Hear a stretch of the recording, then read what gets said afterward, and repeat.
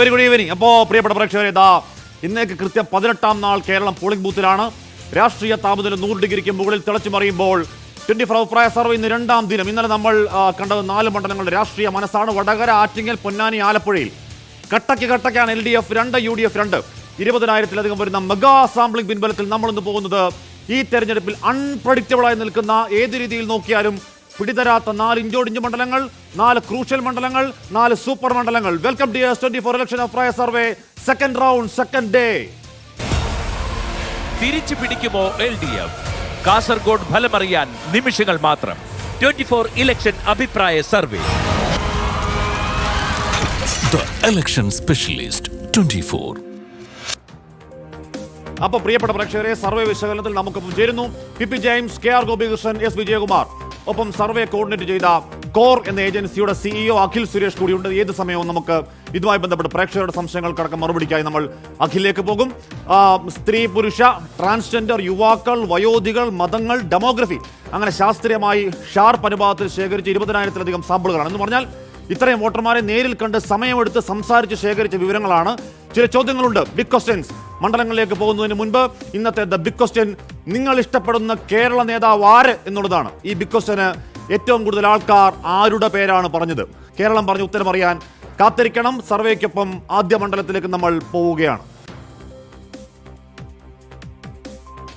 അപ്പോൾ അതാണ് എന്ന് പറഞ്ഞാൽ, Pinarayi വിജയനാണോ, VD സതീശനാണോ, Ramesh ചെന്നിത്തലയാണോ, K സുരേന്ദ്രനാണോ, V മുരളീധരനാണോ, MV ഗോവിന്ദനാണോ Keralam ഇഷ്ടപ്പെടുന്ന രാഷ്ട്രീയ നേതാവ് എന്ന് പറഞ്ഞാൽ അത് കേവലം ഒരു മറുപടിയല്ല. അത് ഈ ലോക്സഭാ തെരഞ്ഞെടുപ്പിലും മാത്രമല്ല, അങ്ങോട്ടേക്ക് മുന്നോട്ടേക്ക് പോകുമ്പോൾ എന്താണ് ആ ഉത്തരം, ആ ശതമാനക്കണക്ക് കൃത്യമായി നൽകുന്ന ചില സൂചനയുണ്ട്. അപ്പോൾ അതിനുവേണ്ടി പ്രിയപ്പെട്ട പ്രേക്ഷകർ കാത്തിരിക്കണം. അപ്പോൾ നമ്മൾ ആദ്യം അങ്ങ് അറ്റത്തേക്കാണ്, അങ്ങ് വടക്കോട്ടേക്കാണ്. അത് 7 ഭാഷകളുടെ കാസർഗോഡ്, AKGയുടെ കാസർഗോഡ്, സാക്ഷാൽ നായനാരെ വീഴ്ത്തിയ കാസർഗോഡ്, രാമറായെയും രാമണ്ണറായെയും കണ്ട മണ്ഡലം, ഏറ്റവും ഒടുവിൽ ഉണ്ണിത്താന്റെ അട്ടിമറി കണ്ട മണ്ഡലം. ഇക്കുറി ആവർത്തിക്കുമോ രാജ്മോഹന്റെ വിജയഭേരി? കാസർഗോഡ്, ഉദുമ, കാഞ്ഞങ്ങാട്, തൃക്കരിപ്പൂർ നിയമസഭാ മണ്ഡലങ്ങളിൽ നിന്നും 1009 വോട്ടർമാർ സാമ്പിളുകൾ. ഇതാ വരുന്നു 10 ചോദ്യങ്ങൾ, വോട്ടിലേക്ക് വഴികാട്ടുന്ന സൂചനകൾ. ഒന്നാമത്തെ ചോദ്യം, നിങ്ങളുടെ വോട്ടിനെ സ്വാധീനിക്കുന്ന ഘടകം എന്താണ്? അതിൽ വരുന്ന മറുപടി, വിലക്കയറ്റം എന്താണ്? 7.5% ആളുകൾ വിലക്കയറ്റമാണ് അവരുടെ വോട്ടിനെ വരുന്നുണ്ട്. വിലക്കയറ്റം 7.5% ആളുകൾ അവരുടെ വോട്ടിനെ സ്വാധീനിക്കുന്ന ഘടകം എന്ന് പറയുമ്പോൾ രാഷ്ട്രീയമാണ്. പോളിംഗ് ബൂത്തിലേക്ക് പോകുമ്പോൾ രാഷ്ട്രീയമാണ് അവരുടെ മനസ്സിൽ തെളിഞ്ഞങ്ങനെ നിൽക്കുന്നെന്ന് പറയുന്നു 23.5% ആളുകൾ. സ്ഥാനാർത്ഥിയുടെ മികവാണ് എന്ന് പറയുന്നവർ 18.2% ആളുകളാണ്. അതല്ല, എന്താണ്, തൊഴിലില്ലായ്മ നിരക്ക് വലിയ പ്രശ്നമുണ്ട് എന്ന് കരുതുന്നവർ, അല്ലെങ്കിൽ പോളിംഗ് ബൂത്തിലേക്ക് പോകുമ്പോൾ ജോലിയില്ലാത്ത വല്ലാത്ത അവസ്ഥ ഞങ്ങളുടെ മനസ്സിലുണ്ട് നേതാക്കളെ എന്ന് പറയുന്നവർ 3.9% ആളുകൾ. വികസനം 19.9% ആളുകൾ. എന്താണ് മറ്റ് വിഷയങ്ങൾ 2.1% ആളുകൾ. അഴിമതിയും വിവാദങ്ങളും 8.3% ആളുകൾ. അങ്ങനെ പോകുന്നു. സിറ്റിംഗ് MPയുടെ പ്രവർത്തനം 16.6% ആളുകൾ. മറ്റ് വിഷയങ്ങൾ 2.1% ആളുകൾ. അതാണ് കാസർഗോഡ് വോട്ടിനെ സ്വാധീനിക്കുന്ന ഘടകം. ഓക്കെ, സെക്കൻഡ് ക്വസ്റ്റ്യൻ, സംസ്ഥാനത്തെ സാമ്പത്തിക പ്രതിസന്ധിക്ക് ഉത്തരവാദി ആര് എന്നതാണ് ചോദ്യം. അതിന് വരുന്ന മറുപടി ഇങ്ങനെയാണ്, കേന്ദ്ര സർക്കാരാണ് എന്ന് പറയുന്നു 41.7% ആളുകൾ. സംസ്ഥാന സർക്കാരാണെന്ന് പറയുന്നു 23.4% ആളുകൾ. ഇരുവരും ചേർന്നാണ് ഈ പ്രശ്നത്തിന് കാരണം എന്ന് പറയുന്നവരുടെ എണ്ണം 34.9 ഓർക്കണം. അപ്പോൾ ഈ കേന്ദ്ര സർക്കാർ എന്ന് പറയുന്ന കണക്ക് നമ്മൾ ഇന്നലെ കണ്ട 4 മണ്ഡലങ്ങളിലും കേന്ദ്ര സർക്കാരാണ്, അല്ലെങ്കിൽ ഒറ്റ മണ്ഡലത്തിൽ മാത്രമാണ് അത് സംസ്ഥാന സർക്കാരിനെ പഴിചാരുന്നത്, ആറ്റിങ്ങലാണ്. ബാക്കി എല്ലാ മണ്ഡലങ്ങളിലും ഈ സാമ്പത്തിക പ്രശ്നത്തിന് ഉത്തരവാദി കേന്ദ്ര സർക്കാർ എന്നൊരു ബോധ്യത്തിലേക്ക് വോട്ടർമാർ എത്തുന്നു. ചില്ലറ കാര്യമല്ല. ഓക്കെ, തേർഡ് ക്വസ്റ്റ്യൻ, സംസ്ഥാന സർക്കാരിന്റെ പ്രവർത്തനം വോട്ട് ചെയ്യുമ്പോൾ നിങ്ങൾ വിലയിരുത്തുമോ? ഇല്ല എന്ന് പറയുന്നവർ 40.1. അതല്ല, വിലയിരുത്തുമെന്ന് പറയുന്നവർ 59.9% ആളുകൾ പറയുന്നു. ഞങ്ങൾ പോളിംഗ് ബൂത്തിലേക്ക് പോകുമ്പോൾ ഈ സംസ്ഥാന സർക്കാർ മികച്ചതാണോ മോശമാണോ, അതിൻ്റെ പ്രവർത്തനം എങ്ങനെ തുടങ്ങിയ കാര്യങ്ങൾ വിലയിരുത്തിയാണ് വോട്ട് ചെയ്യുക. ഓക്കെ, നാലാമത്തെ ചോദ്യം, പൗരത്വ നിയമ ഭേദഗതി നിങ്ങളുടെ വോട്ടിനെ സ്വാധീനിക്കുമോ? സ്വാധീനിക്കും എന്ന് പറയുന്നവർ 54.8. സ്വാധീനിക്കില്ല എന്ന് പറയുന്നവർ 45.2. അത് അപൂർവ മണ്ഡലമാണ്. എനിക്ക് തോന്നുന്നു കാസർഗോഡ് മണ്ഡലമാണ് വോട്ടിന് നിർണായക സ്വാധീനമുള്ള മണ്ഡലമാണ്. അതുകൊണ്ട് പൗരത്വ ഭേദഗതി സ്വാധീനിക്കുമെന്ന് പറയുന്നവരുടെ എണ്ണം വലിയ സംഖ്യയിൽ കൂടുന്നു, 54.8. ഓക്കെ, അഞ്ചാമത്തെ ചോദ്യം, കേന്ദ്ര സർക്കാരിന്റെ പ്രവർത്തനങ്ങളെ നിങ്ങൾ എങ്ങനെ വിലയിരുത്തുന്നു? വളരെ മികച്ചത് എന്ന് പറയുന്നവർ 3.9% ഉള്ളൂ. മികച്ചതെന്ന് പറയുന്നവർ 9.8%. ശരാശരി എന്ന് പറയുന്നവർ 35.2%. മോശം എന്ന് പറയുന്നവർ 30.5% പേരും പറയുന്നു കേന്ദ്ര സർക്കാരിന്റെ പ്രവർത്തനം മോശമാണ്, വളരെ മോശം, മഹാമോശം എന്ന് പറയുന്നവർ 20.6%. സ്വാഭാവികമാണ്, കാസർഗോഡ് എന്ന് പറഞ്ഞാൽ BJPക്ക് വോട്ടുകൾക്ക് അത്ര സ്വാധീനമുള്ള ഒരു സ്ഥലമല്ല. സ്വാഭാവികമായും അങ്ങനെ വരാൻ വഴിയുള്ളൂ. ആറാമത്തെ ചോദ്യം, പ്രതിപക്ഷ നേതാക്കളെ കേന്ദ്ര ഏജൻസി വേട്ടയാടുന്നുണ്ടോ? ഉണ്ട് എന്ന് പറയുന്നവർ 46.2 ഇല്ല എന്ന് പറയുന്നവർ 19.7% ഉള്ളൂ. അറിയില്ല എന്ന് പറയുന്നവർ 34.1%. അവിടെയും രാഷ്ട്രീയ വേട്ട ഉണ്ട് എന്ന് പറയുന്നവരുടെ എണ്ണം കൂടി നിൽക്കുന്നു. 46.2. ഏഴാമത്തെ ചോദ്യം, കേരളത്തിൽ നിങ്ങൾ ഇഷ്ടപ്പെടുന്ന രാഷ്ട്രീയ നേതാവ് ആര് എന്ന ചോദ്യത്തിന് പിണറായി വിജയൻ എന്ന മറുപടിയാണ് 44.8% ആളുകൾ നൽകുന്നത്. രമേശ് ചെന്നിത്തല എന്ന് പറയുന്നവർ 21.5, V D Satheesan 23.2, K Surendran 6.2, V Muraleedharan 2%, M V Govindan 2.3%. കാസർഗോഡും അവിടെ പിണറായി വിജയൻ തന്നെയാണ് ഇഷ്ട നേതാവ് എന്നുള്ളതാണ് കാസർഗോഡ് സർവേയിൽ പങ്കെടുത്ത വോട്ടർമാർ പറയുന്നത്. എട്ടാമത്തെ ചോദ്യം, നിങ്ങൾ ഇഷ്ടപ്പെടുന്ന ദേശീയ രാഷ്ട്രീയ നേതാവ് ആര്?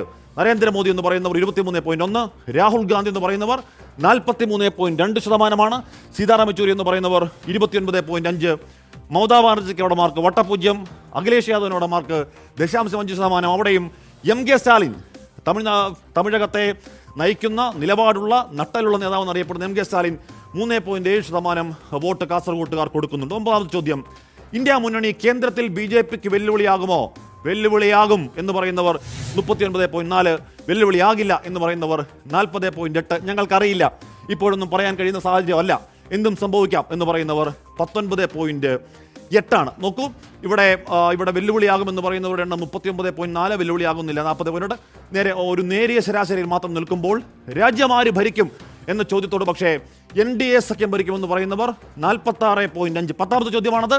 രാജ്യം ആര് ഭരിക്കും? NDA എന്ന് പറയുന്നു 46.5% ആളുകൾ. ഇന്ത്യ സഖ്യം എന്ന് പറയുന്നു 35.7% ആളുകൾ. മറ്റുള്ളവർ 0.6, നോ കമൻസ്, ഞങ്ങൾക്ക് ഇപ്പോൾ അറിയില്ല അക്കാര്യം എന്ന് പറയുന്നവർ 17.2. എന്ന് പറഞ്ഞാൽ വെല്ലുവിളിയാകില്ല എന്നതിലെ ശതമാനം നേരിയതാകുമ്പോൾ പോലും NDA ഭരിക്കുമെന്ന് കരുതുന്നവരാണ്, ആ പെർസെപ്ഷനൊപ്പം നിൽക്കുന്നവരാണ് കൂടുതൽ.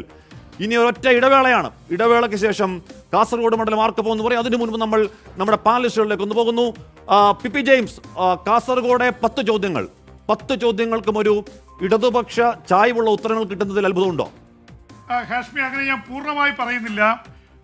അതിലെ സ്ഥാനാർത്ഥികളുടെ മികവിൻ്റെ കാര്യം വരുന്നുണ്ട്, അതുപോലെ തന്നെ വിലക്കയറ്റമടക്കമുള്ള കാര്യങ്ങൾ വരുന്നുണ്ട്. അപ്പോൾ ഇതൊക്കെ വരുന്ന ഒരു സാഹചര്യത്തിൽ ഏതാണ്ട് ഒപ്പത്തിനൊപ്പം എന്നുള്ള രീതിയിലാണ് കാര്യങ്ങൾ കാണുന്നത്. അതുപോലെ തന്നെ കേന്ദ്ര സർക്കാരിനെ കുറ്റപ്പെടുത്തുന്നതിൽ ഭൂരിപക്ഷം പേരും നിൽക്കുന്നു എന്നുള്ളത് ശരിയാണ്. സംസ്ഥാന സർക്കാരിൻ്റെ പ്രകടനം വിലയിരുത്തുമെന്ന് പറഞ്ഞിട്ടുണ്ട്. അപ്പോൾ ഇതെല്ലാം വരുമ്പോൾ കൃത്യമായിട്ടിപ്പോൾ ഒരു ഇടതുപക്ഷ ആംഗിളിലേക്ക് മാത്രമായിട്ട് ചിന്തിക്കാൻ പറ്റില്ല. കാസർഗോഡ് പൊതുവെ ഇടതുപക്ഷ ആഭിമുഖ്യം കാണിക്കുന്ന ഒരു മണ്ഡലമാണ്. പക്ഷെ കഴിഞ്ഞ തവണ എല്ലാ സർവേയിലും പറഞ്ഞത് രാജ്മോഹൻ ഉണ്ണിത്താൻ തോൽക്കുമെന്നാണ്. പക്ഷെ രാജ്മോഹൻ ഉണ്ണിത്താൻ ജയിക്കുകയും ചെയ്തു. അതുകൊണ്ട് ഇപ്പോഴത്തെ അവസ്ഥയിൽ ഒരു പ്രവചനാതീതമായിട്ടുള്ളൊരു അവസ്ഥ തോന്നുന്നേ. ഇനി വ്യത്യാസമുണ്ടെങ്കിൽ തന്നെ മുന്നണികൾ തമ്മിൽ ചെറിയൊരു വ്യത്യാസത്തിനുള്ള സാധ്യത മാത്രമേ ഞാൻ കാണുന്നുള്ളൂ. ഹാഷ്മി, KR ഗോപികൃഷ്ണനിലേക്ക് വിജയകുമാറിലേക്ക് കൂടി പോകുന്നു. ഗോപി, അവിടെ കാസർഗോഡ് അന്ന് രാജ്മോഹൻ ഉണ്ണിത്താൻ മത്സരിക്കുമ്പോൾ രാജ്മോഹൻ ഉണ്ണിത്താൻ അവിടെ നിന്ന് വരുന്ന ആളാണ്, എല്ലാവിടും തോറ്റ് കൊല്ലത്തുനിന്ന് വണ്ടി കയറിയ ആളാണ് രാജ്മോഹൻ ഉണ്ണിത്താൻ. പക്ഷേ അവിടെ നിലയുറപ്പിച്ചു, അവിടെ ജയിച്ചു. ഇക്കുറി പഴയ ഉണ്ണിത്താനല്ല, MP ആയ ഉണ്ണിത്താൻ മത്സരിക്കുമ്പോൾ ഈ ചോദ്യങ്ങളുടെ മറുപടി ചേർത്ത് വായിക്കേണ്ടതുണ്ടോ ഇപ്പോൾ ഗോപി? ഹാഷ്മി, തുടക്കത്തിൽ എനിക്ക് പറയാനുള്ളത് പി ജെയിംസ് ഇവിടെ പറഞ്ഞതുപോലെ തന്നെ രാജ്മോഹൻ ഉണ്ണിത്താന്റെ കഴിഞ്ഞ തവണത്തെ വിജയം എന്നുള്ളത് സത്യത്തിൽ പ്രവചനാതീതമായ ഒന്നായി നിലനിൽക്കുന്നതായിരുന്നു. നമുക്കറിയാം കാസർഗോഡിന്റെ അതിന്റെ പാരമ്പര്യം അനുസരിച്ചൊരു ഇടതുപക്ഷ കോട്ട എന്ന് നമുക്ക് വിശേഷിപ്പിക്കുന്ന മണ്ഡലമാണ് കാസർഗോഡ്. 96-ന് ശേഷം LDF മാത്രം വിജയിച്ചിട്ടുള്ളൊരു ചരിത്രമുള്ള ഒരു ഇടമാണ് കാസർഗോഡ്. അവിടെ നമുക്കറിയാം AKGയെ പോലുള്ള ആളുകൾ മത്സരിച്ച് വിജയിച്ച മണ്ഡലമാണ്. അങ്ങനെ ഒരു ഇടതുപക്ഷ പാരമ്പര്യം പേറുന്ന മണ്ഡലം എന്ന സവിശേഷത കാസർഗോഡിനുണ്ട്. അവിടെ രാജ്മോഹൻ ഉണ്ണിത്താനെ പോലൊരാൾ ജയിക്കാനിടയായ സാഹചര്യവും നമുക്കറിയാം. കാരണം രാഹുൽ ഗാന്ധി വയനാട്ടിൽ വന്ന് മത്സരിക്കുകയും അങ്ങനെ ഒരു UDF തരംഗം ഒന്നാകെ ആഞ്ഞടിച്ചതിൽ രക്ഷപ്പെട്ട, അല്ലെങ്കിൽ അതിൻ്റെ ആനുകൂല്യം ഏറ്റവും അധികം കിട്ടിയിട്ടുള്ള, അതിന് ഭാഗ്യം കിട്ടിയ ആളാണ് രാജ്മോഹൻ ഉണ്ണിത്താൻ എന്നാണ് ഞാൻ വിലയിരുത്തുക. പക്ഷേ നേരത്തെ ശ്രീ പി ജെയിംസ് പറഞ്ഞതുപോലെ തന്നെ അതിനുശേഷം രാജ്മോഹൻ ഉണ്ണിത്താന് ആ മണ്ഡലത്തിൽ വേരുറപ്പിക്കാൻ അദ്ദേഹത്തിന് കഴിഞ്ഞിട്ടുണ്ട്. അവിടെ സർവ്വസമ്മതനായ സ്വീകാര്യനായ ഒരു MP ആയി രാജ്മോഹൻ ഉണ്ണിത്താൻ ഏറെക്കുറെ മാറാൻ കഴിഞ്ഞിട്ടുണ്ട്. കാരണം എല്ലാവർക്കും ആക്സസിബിളായ, എല്ലാവർക്കും പ്രാപ്യനായ ഒരു നേതാവ് എന്ന നിലയിൽ രാജ്മോഹൻ ഉണ്ണിത്താന് വളരാൻ കഴിഞ്ഞിട്ടുണ്ട്. ഇതൊക്കെയാണ് ഒരു വസ്തുതകളായി അവിടെ നിൽക്കുമ്പോഴും MB ബാലകൃഷ്ണൻ എന്ന CPM-ന്റെ അല്ലെങ്കിൽ ഇടതുപക്ഷത്തിന്റെ കാൻഡിഡേറ്റിനെ ഒരു തരത്തിലും നമുക്ക് വില കുറച്ച് കാണാൻ കഴിയില്ല. വേരുകൾ ഉറപ്പിച്ചിട്ടുള്ള, നല്ല പ്രവർത്തന പാരമ്പര്യമുള്ള, ജനങ്ങൾക്കിടയിൽ പ്രവർത്തിച്ച് പരിചയസമ്പന്നനായ, പാർട്ടിയുടെ പരിപൂർണ്ണ പിന്തുണയിൽ നിൽക്കുന്ന MP ബാലകൃഷ്ണന്റെ സാന്നിധ്യം എന്നത് തീർച്ചയായും ഈ തെരഞ്ഞെടുപ്പിൽ രാജ്മോഹൻ ഉണ്ണിത്താന് ഒരു കനത്ത വെല്ലുവിളിയാണ്. നമുക്കറിയാം അവിടുത്തെ നിയമസഭാ മണ്ഡലങ്ങൾ പരിശോധിച്ചു കഴിഞ്ഞാൽ 7 നിയോജക മണ്ഡലങ്ങളിൽ നിയമസഭാ മണ്ഡലങ്ങളിൽ 5 LDF ഭരിക്കുന്നുണ്ട്. 2 കാസർഗോഡും മഞ്ചേശ്വരത്തുമാണ് UDF ഭരിക്കുന്നത്. അത് തന്നെ 2019-ലെയും 2021-ലെയും കണക്കുകൾ നോക്കിക്കഴിഞ്ഞാൽ ഈ 2 മണ്ഡലങ്ങളിൽ UDFന്റെ മേൽക്കോയ്മയുണ്ടായിരുന്ന മണ്ഡലങ്ങളിലും കാര്യമായ ശോഷണം സംഭവിച്ചതായി നമുക്ക് കാണാൻ കഴിയാം. അതുകൊണ്ട് തന്നെ ഇടതുപക്ഷത്തിന് വേരോട്ടമുള്ള കാസർഗോഡ് ഇത്തവണ തീപാറുന്ന പോരാട്ടമായിരിക്കും. അവിടെ MP ബാലകൃഷ്ണൻ എന്ന് പറയുന്ന സിറ്റിംഗ് MPക്കെതിരെ മത്സരിക്കുന്ന മുഖ്യ എതിരാളിയെ നമുക്ക് വില കുറച്ച് കാണാൻ കഴിയില്ല എന്നാണ് ഞാൻ മനസ്സിലാക്കുന്നത്. വിജയകുമാർ അങ്ങനെ വില കുറച്ച് കാണാൻ കഴിയില്ല എന്ന് മാത്രമല്ല, ഇപ്പം നമ്മൾ ഇവിടെ രാഷ്ട്രീയ പറയാൻ പരിപാടിക്ക് അവിടെ പോകുമ്പോൾ ഇപ്പോൾ മണ്ഡലത്തിന് പുറത്ത് MP ബാലകൃഷ്ണൻ അങ്ങനെ അത്ര കെട്ടുകഴിവുള്ള പേരല്ലെങ്കിൽ കാസർഗോഡ് സുപരിചിതനാണ്. അവിടുത്തെ ജില്ലാ സെക്രട്ടറിയാണ്, അവിടുത്തെ ജില്ലാ പഞ്ചായത്ത് പ്രസിഡന്റ് ആയിരിക്കെ മികച്ച പ്രവർത്തനം കാഴ്ചവെച്ച ആളാണ്, മികച്ച ജില്ലാ പഞ്ചായത്ത് പ്രസിഡന്റിനുള്ള സംസ്ഥാന പുരസ്കാരം നേടിയ ആളാണ്. എന്ന് പറഞ്ഞാൽ പാർട്ടിക്ക് നോക്കിയാൽ പാർട്ടിക്ക് അവിടെ വലിയൊരു ആസ്ഥാന മന്ദിരം പണിഞ്ഞു കൊടുത്ത സെക്രട്ടറി എന്നൊക്കെയുള്ള പാർട്ടിക്കാർക്കിടയിൽ വലിയ വീരപരിവേഷമുള്ള ആളാണ്. അപ്പോൾ ഈ ചോദ്യങ്ങളുടെ ഉത്തരത്തിലൂടെ നമ്മുടെ റിസൾട്ടിലേക്ക് നയിക്കാൻ കഴിയുന്ന ഒരു സൂചന വിജയൻ കാണുന്നുണ്ടോ? ഹാഷ്മി, ഇതിലെ 10 ചോദ്യങ്ങളിൽ ഏതാണ്ട് 8-9 ചോദ്യങ്ങൾ അല്ലെങ്കിൽ ഒട്ടുമിക്ക ചോദ്യങ്ങളും അല്ലെങ്കിൽ 9 ചോദ്യങ്ങളും യഥാർത്ഥത്തിൽ ആ മണ്ഡലത്തിൻ്റെ പൊതു രാഷ്ട്രീയ സ്വഭാവം വ്യക്തമാക്കുന്നത് തന്നെയാണ്. അത് ആ ചോദ്യങ്ങളോടുള്ള ആളുകളുടെ പ്രതികരണം ആ മണ്ഡലം ഏത് രാഷ്ട്രീയത്തെ പ്രതിനിധാനം ചെയ്യുന്നു കാലങ്ങളായി എന്നത് വ്യക്തവുമാണ്. പക്ഷേ കഴിഞ്ഞ തവണ സർവേ നടത്തുമ്പോഴും ഇതൊക്കെ തന്നെയായിരുന്നു അവരുടെ അഭിപ്രായം. പക്ഷേ റിസൾട്ടിനെ ബാധിക്കുന്ന മറ്റു ചില അടിയൊഴുക്ക് എന്ന് പറയാവുന്ന ചില ഘടകങ്ങൾ അവിടെ ഉണ്ടായിരുന്നു. ഇത്തവണ അതുണ്ടോ എന്നതാണ് നമ്മൾ പരിശോധിക്കാൻ പോകുന്നത്. അതിൻ്റെ റിസൾട്ടിലൂടെ നമുക്കത് പുറത്ത് വ്യക്തമാക്കുകയും ചെയ്യും. പക്ഷെ ഒരു കാര്യം ഉറപ്പാണ്, അവിടെ രാഷ്ട്രീയ പോരാട്ടം നടക്കുന്നുണ്ട്, രാഷ്ട്രീയ പോരാട്ടമാണ് നടക്കുന്നത് എന്നത് നമ്മളുടെ ചോദ്യങ്ങളുടെ ഉത്തരങ്ങളിൽ നിന്നുകൂടി വ്യക്തമാണ്. അത് ആ മണ്ഡലത്തിന്റെ പൊതു സ്വഭാവം വ്യക്തമാക്കുന്നത് തന്നെയാണ് ആ മറുപടി. അതിൽ ഒരു കൗതുകവുമുണ്ട്. അന്തിമ റിസൾട്ട് എനിക്കൊരു ചോദ്യം, BJP പിടിക്കുന്ന വോട്ട് അവിടെ നിർണായകം. കാരണം രവീശ തന്ത്രി കുണ്ടാർ കഴിഞ്ഞ തവണ ഏതാണ്ട് 1,76,000 വോട്ട് അവിടെ പിടിച്ചിട്ടുണ്ട്. പക്ഷെ അത്രയും കരുത്തായ ഒരു സ്ഥാനാർത്ഥിയല്ല ML അശ്വിനി. പക്ഷേ 2 മണ്ഡലങ്ങളാണ്, കാസർഗോഡ് മഞ്ചേശ്വരം, ഈ 2 മണ്ഡലങ്ങളിലാണ് BJPയുടെ സ്വാധീനം.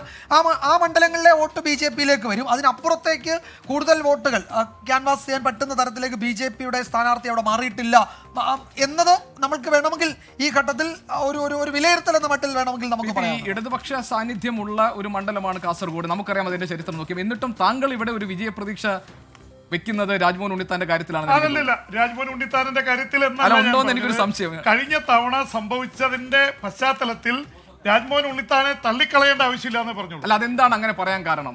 അതിനൊരു കാരണമുള്ളത്, രാജ്മോഹൻ ഉണ്ണിത്താൻ നേരത്തെ അവിടെ ചെല്ലുമ്പോൾ ഒട്ടും പരിചിതനായിരുന്നില്ല. അതേ ലീഗിനൊക്കെ വലിയ എതിർപ്പുണ്ടായിരുന്നു. അപ്പൊ അദ്ദേഹം അവിടെ വിജയിക്കുകയും അദ്ദേഹത്തിന്റെ ഒരു പ്രസൻസ് അവിടെ അറിയിക്കുകയും ചെയ്തു. അദ്ദേഹം കാസർഗോഡ് താമസമാക്കി അറിയപ്പെടുന്നു. പക്ഷേ രാജ്മോഹൻ ഉണ്ണിത്താന് നേരത്തെ പറഞ്ഞ ഒരു ഘടകം എതിരായിട്ട് നിൽക്കും. കാരണം നേരത്തെ രാഹുൽ ഗാന്ധി വന്നപ്പോൾ അവിടെ ഫ്രഷ് കാൻഡിഡേറ്റ് ആണ്, മലബാറിൽ വലിയ ആവേശമുണ്ടായി, ശബരിമല ഇഷ്യൂ ഉണ്ടായിരുന്നു. അങ്ങനെ മൊത്തത്തിൽ UDFന് അനുകൂലമായ ഒരു ട്രെൻഡ് നിലനിൽക്കുന്ന സമയത്താണ് രാജ്മോഹൻ ഉണ്ണിത്താൻ അവിടെ വിജയിച്ചു കയറിയത്. അപ്പോൾ ഇടതുപക്ഷത്തിൻ്റെ സ്വാഭാവികമായ ഒരു ശക്തി ദുർഗത്തിൽ കയറി മത്സരിക്കുമ്പോൾ അതിൻ്റേതായിട്ടുള്ള പരിമിതികളുണ്ട്. ബാലകൃഷ്ണൻ മാസ്റ്റർ ഈ പറഞ്ഞ പോലെ മുന്നോട്ട് കയറി വന്നിട്ടുണ്ട്. പക്ഷേ ഇവിടെ എനിക്ക് തോന്നുന്നു ഇതിൻ്റെ കൂടെ തന്നെ ഗോപി വിലയിരുത്തേണ്ട ഒരു കാര്യം, പിണറായി വിജയനാണ് ഏറ്റവും കൂടുതൽ അറിയപ്പെടുന്ന നേതാവായിട്ട് വന്നിരിക്കുന്നത്, 44.8%. VD സതീശന് 23.2, രമേശ് ചെന്നിത്തലയ്ക്ക് 23.5. പക്ഷേ ഇതിൽ ഞാൻ കാണുന്നത് VD സതീശനും രമേശ് ചെന്നിത്തലയ്ക്കും കൂടി ഈ കോൺഗ്രസിന്റെ ശതമാനം വിഭജിച്ചു പോയിരിക്കുകയാണ്. രണ്ടും കൂടി കൂട്ടിയാൽ പിണറായി വിജയന് കിട്ടി. അത് മറ്റൊരു തരത്തിൽ കാണേണ്ടതാണ് ആ കണക്കെന്നാണ് എനിക്ക് തോന്നുന്നത്. അതിൻ്റെ ഒരു കാര്യം കൂടി, SDPയുടെ സാന്നിധ്യം കഴിഞ്ഞ SDPക്ക് അവിടെ സ്ഥാനാർത്ഥി ഉണ്ടായിരുന്നു. SDPയുടെ വോട്ടുകൾ ഇക്കുറി എങ്ങോട്ട് എന്നൊരു ആശയക്കുഴപ്പം അവിടെ ഉണ്ടാവില്ല. ആശയക്കുഴപ്പം ഉണ്ടാവില്ല എന്നാണ് ഞാൻ കരുതുന്നത്. അത് UDFിലേക്ക് തന്നെ പോകും. ഇതിൽ UDF ആ വോട്ട് വേണ്ട എന്ന് പറഞ്ഞത് വെറുതെ ആയിരിക്കില്ല. അവർ തമ്മിൽ ഒരു ചർച്ച നടത്തിയിട്ടുണ്ടാകുമെന്ന് സംശയിക്കാം. സ്വാഭാവികമായും എത്രത്തോളം അഭിമതനാണ് രാജ്മോഹൻ ഉണ്ണിത്താൻ എന്നൊരു ചോദ്യം കാസർഗോഡ്. പക്ഷേ അത് രാഷ്ട്രീയ വോട്ടാണ്, BJP വിരുദ്ധ വോട്ടാണ് എന്ന് SDPI പറഞ്ഞിട്ടുണ്ട്. അതിൽ മറ്റൊന്നും അവർ മാനദണ്ഡമാക്കുന്നില്ല എന്ന് പറഞ്ഞിട്ടുണ്ട്. SDPIക്ക് രാജ്മോഹൻ ഉണ്ണിത്താനോട് എന്തെങ്കിലും പ്രത്യേക വിയോജിപ്പ് ഉണ്ടാവേണ്ടതില്ല. ഒരു കോൺഗ്രസ്സുകാരൻ രാഹുൽ ഗാന്ധിയെ പിന്തുണയ്ക്കുന്ന വിജയൻ പറഞ്ഞതിനോട് എല്ലാ മണ്ഡലങ്ങളിലും SDPIക്ക് ഒരുപക്ഷെ രാജ്മോഹൻ ഉണ്ണിത്താന് കിട്ടിയേക്കാം, SDPIയുടെ വോട്ട് കിട്ടുമെന്ന് ഞാൻ വിശ്വസിക്കുന്നില്ല. ഉദാഹരണത്തിന് ആലപ്പുഴയിൽ SDPIയുടെ വോട്ട് ആരിഫിനായിരിക്കുമെന്നാണ് എനിക്ക് അല്ല തോന്നുന്നു. അല്ല, അത് വിജയൻ പറഞ്ഞ രാഷ്ട്രീയ വോട്ടാണ്. SDPI പരസ്യമായി പിന്തുണ പ്രഖ്യാപിച്ചിട്ടുണ്ട്. UDF ന് വേണ്ട അല്ല, അത് എന്ന് പറഞ്ഞാൽ വേണ്ട ആ എന്ന് പിന്തുണ- പറഞ്ഞല്ലോ. അല്ല, പിന്തുണ അവിടെ നിൽക്കുന്നുണ്ടല്ലോ. അല്ല, ഒരു പക്ഷേ വേണ്ട എന്ന് UDF ചിന്തിക്കാലോ പറഞ്ഞെങ്കിൽ- ഞങ്ങൾ വോട്ട് വാഗ്ദാനം ചെയ്ത് ഇവർ വേണ്ടെന്ന് പറയുന്നത് എന്നാ ഇവർക്കൊരു പണി കൊടുത്തേക്കാമെന്നും അല്ല, അങ്ങനെ ചിന്തിക്കാം. കരുതുമല്ലോ. രാഷ്ട്രീയ വോട്ടുകളാണെങ്കിൽ അങ്ങനെ കരുതുമോ എന്ന് എനിക്കറിയില്ല. ഏതായാലും ഹാഷ്മി, അതെ. എന്തായാലും നമ്മൾ കാസർഗോഡൊക്കെ പോകണം. കാസർഗോഡ് ഇക്കുറി പോരാട്ടം ഇഞ്ചോടിഞ്ചെന്ന് തന്നെ പറയാം. നമ്മൾ അവിടെ പോയി കണ്ട അവിടുത്തെ വോട്ടർമാരോട് സംസാരിക്കുമ്പോൾ ഇക്കുറി രാഹുൽ ഗാന്ധിയുടെ വൗ ഫാക്ടർ ഇല്ല, ഇക്കുറി ശബരിമല വിഷയമില്ല, ചന്ദ്രഗിരി പുഴയ്ക്കിപ്പുറത്ത് ചന്ദ്രഗിരി പുഴയ്ക്കപ്പുറത്ത് രണ്ട് രാഷ്ട്രീയങ്ങൾ, രണ്ട് വൈജാത്യങ്ങളാണ്. ആരെയാണ് പിന്തുണയ്ക്കുക? ഏറ്റവും ക്രൂഷ്യലായ ഒരു സർവേ റിസൾട്ടിലേക്കാണ് പ്രിയപ്പെട്ട പ്രേക്ഷകരെ കാത്തിരിക്കൂ. വെൽക്കം ബാക്ക് പ്രിയപ്പെട്ട പ്രേക്ഷകരെ. അപ്പോൾ പ്രിയപ്പെട്ട പ്രേക്ഷകർ കാത്തിരിക്കണം. നമ്മുടെ ഒരു ബിഗ് ക്വസ്റ്റ്യൻ ഉണ്ട്. അത് സംസ്ഥാനം നിങ്ങൾ ഇഷ്ടപ്പെടുന്ന ജനകീയ നേതാവ് ആര് എന്ന ചോദ്യമാണ്. അത് കേവലം ഒരു ഉത്തരം, കേവലം ഒരു മറുപടിയല്ല, ദീർഘകാലത്തെ രാഷ്ട്രീയത്തിന്റെ സൂചന നൽകുന്ന ഒരു മറുപടിയാകും ഫോർ ഷുവർ. അപ്പോൾ അതിൽ Pinarayi വിജയനാണോ, VD സതീശനാണോ, MV ഗോവിന്ദനാണോ, Ramesh ചെന്നിത്തലയാണോ, K സുരേന്ദ്രനാണോ, V മുരളീധരനാണോ എന്ന ചോദ്യത്തിന്റെ മറുപടിക്കായി പ്രിയപ്പെട്ട പ്രേക്ഷകർ കാത്തിരിക്കണം. നമുക്ക് നമ്മൾ ബാക്ക് ടു കാസർഗോഡ്. അവിടുത്തെ ഏറ്റവും ലാസ്റ്റ് ചോദ്യം എന്ന് പറഞ്ഞാൽ ഏറ്റവും പ്രധാനപ്പെട്ട ചോദ്യം, ഈ മണ്ഡലത്തിൽ ആര് വിജയിക്കുമെന്നാണ് നിങ്ങൾ കരുതുന്നത്? കാസർഗോട്ടെ സർവേയിൽ പങ്കെടുത്തവർ പറയുന്നു MV ബാലകൃഷ്ണൻ മാസ്റ്റർ 41.9% വോട്ടുകളുമായി ഒന്നാം സ്ഥാനത്ത്, രാജ്മോഹൻ ഉണ്ണിത്താൻ 40.3% വോട്ടുകളുമായി രണ്ടാം സ്ഥാനത്ത്, ML അശ്വിനി 16.4% ബഹുദൂരം പിന്നിൽ, മറ്റുള്ളവർ 1.4%. LDF-ന് 41.9% വോട്ടുമായി NV ബാലകൃഷ്ണൻ ഒന്നാമത്, 40.3 നേരിയ ഭൂരിപക്ഷത്തിൽ അല്ലെങ്കിൽ നേരിയ മാത്രം മാർജിനിൽ UDF സ്ഥാനാർത്ഥി രാജ്മോഹൻ ഉണ്ണിത്താൻ രണ്ടാമത്, LDF സ്ഥാനാർത്ഥി NDA സ്ഥാനാർത്ഥി രവീശ് ചന്ദ്ര കുണ്ടാർ പിടിച്ച വോട്ടുകളൊന്നും പിടിക്കാൻ കഴിയാതെ ബഹുദൂരം പിന്നിൽ, മറ്റുള്ളവർ 1.4. അപ്പോൾ കാസർഗോഡ് കട്ടക്ക് കട്ട പോരാട്ടമാണ്, അങ്ങേയറ്റം അൺപ്രഡിക്റ്റബിൾ എന്ന് തന്നെ പറയാമെങ്കിലും NV ബാലകൃഷ്ണൻ മാസ്റ്റർ അവിടെ നേരിയ മുൻതൂക്കം. 2019 ആഘാതം മറികടക്കാൻ ജില്ലാ സെക്രട്ടറിയെ തന്നെ ഇറക്കി. പാർട്ടി സംഘടനാ സംവിധാനങ്ങൾ ഒന്നാകെ ഇറങ്ങി നടത്തുന്ന പ്രവർത്തനങ്ങൾ മത്സരം ഇഞ്ചോടിഞ്ചാക്കുന്നു. ചന്ദ്രഗിരി പുഴയ്ക്ക് അപ്പുറവും ഇപ്പുറവും പോരാട്ടച്ചൂടിൽ പൊള്ളുന്നു. 2019 സർപ്രൈസ് സ്ഥാനാർത്ഥിയെ വന്ന ഉണ്ണിത്താൻ പൊളിച്ചിട്ട ഇടതിന്റെ ബേക്കൽ കോട്ട വീണ്ടും കെട്ടിപ്പൊക്കുന്നു CPM എന്ന ചോദ്യമോട് ഉയരുകയാണ്. ഞാൻ കോൺഗ്രസ് CEO അഖിൽ സുരേഷ് പോകുന്നു. അഖിൽ, അവിടെ MV ബാലകൃഷ്ണൻ കഴിഞ്ഞ തവണ ഒരുപക്ഷെ കൈവിട്ടുപോയ പൊളിറ്റിക്കൽ വോട്ട് തിരിച്ചു പിടിക്കുന്നു എന്ന സൂചനയാണോ ആ 41.9%? തീർച്ചയായിട്ടും കാസർഗോഡ് പൊതുവെ ഇടതുപക്ഷത്തിന് സമീപകാലത്ത് കഴിഞ്ഞ ഒരു തെരഞ്ഞെടുപ്പിൽ മാത്രമാണ് ഒരു പരാജയം നേരിടേണ്ടി വന്നിട്ടുള്ളത്. അതിന് മുമ്പ് തുടർച്ചയായി 3 തവണ P കരുണാകരൻ അവിടെ ലോക്സഭാ മെമ്പറായി ആ മണ്ഡലത്തെ പ്രതിനിധീകരിച്ചിട്ടുള്ളതാണ്. അപ്പോൾ ഇപ്പോൾ കഴിഞ്ഞ വർഷത്തെ പോലുള്ള രാഹുൽ ഗാന്ധി ഫാക്ടറും അല്ലെങ്കിൽ ന്യൂനപക്ഷ കൺസോൾട്ടേഷനും ഒന്നും നടക്കാത്തൊരു സാഹചര്യത്തിൽ നമ്മൾ പ്രത്യേകം ശ്രദ്ധിക്കേണ്ടത് കാസർഗോഡ് മണ്ഡലത്തിൽ ഏറ്റവും അധികം LDF-ന് അല്ലെ ഇടതുപക്ഷത്തിന് ലീഡ് കിട്ടുന്ന പയ്യന്നൂർ, കല്യാശ്ശേരി എന്നീ 2 മണ്ഡലങ്ങളെ ഒഴിവാക്കി നമ്മൾ കാസർഗോഡ് ജില്ലയിലെ മാത്രം 4 മണ്ഡലങ്ങളാണ് നമ്മൾ ഈ സാമ്പിൾ ശേഖരിച്ചിരിക്കുന്നത്. കാസർഗോഡ്, തൃക്കരിപ്പൂർ, ഉദുമ, കാഞ്ഞങ്ങാട് ഈ 4 മണ്ഡലങ്ങളുടെ സാമ്പിളാണ് MV ബാലകൃഷ്ണൻ മാസ്റ്റർക്ക്. അല്ലെങ്കിൽ ആ 4 മണ്ഡലം എന്ന് പറയുമ്പോൾ ഇടതിന് അങ്ങനെ മൃഗീയ ഭൂരിപക്ഷമുള്ള മണ്ഡലങ്ങളല്ല. അപ്പൊ മൃഗീയ ഭൂരിപക്ഷം അങ്ങനെ ഏതാണ്ട് കട്ടക്ക് കെട്ടാന്നൊക്കെ പറയുന്ന മണ്ഡലങ്ങളിൽ സാമ്പിൾ ശേഖരിക്കുമ്പോഴും MV ബാലകൃഷ്ണൻ മാസ്റ്റർക്ക് ഈ പറയുന്ന നേരിയ എഡ്ജ് ഉണ്ടെങ്കിൽ അവിടെ രാജ്മോഹൻ ഉണ്ണിത്താനും വറി ചെയ്യാൻ ഘടകമുണ്ട് അല്ലേ?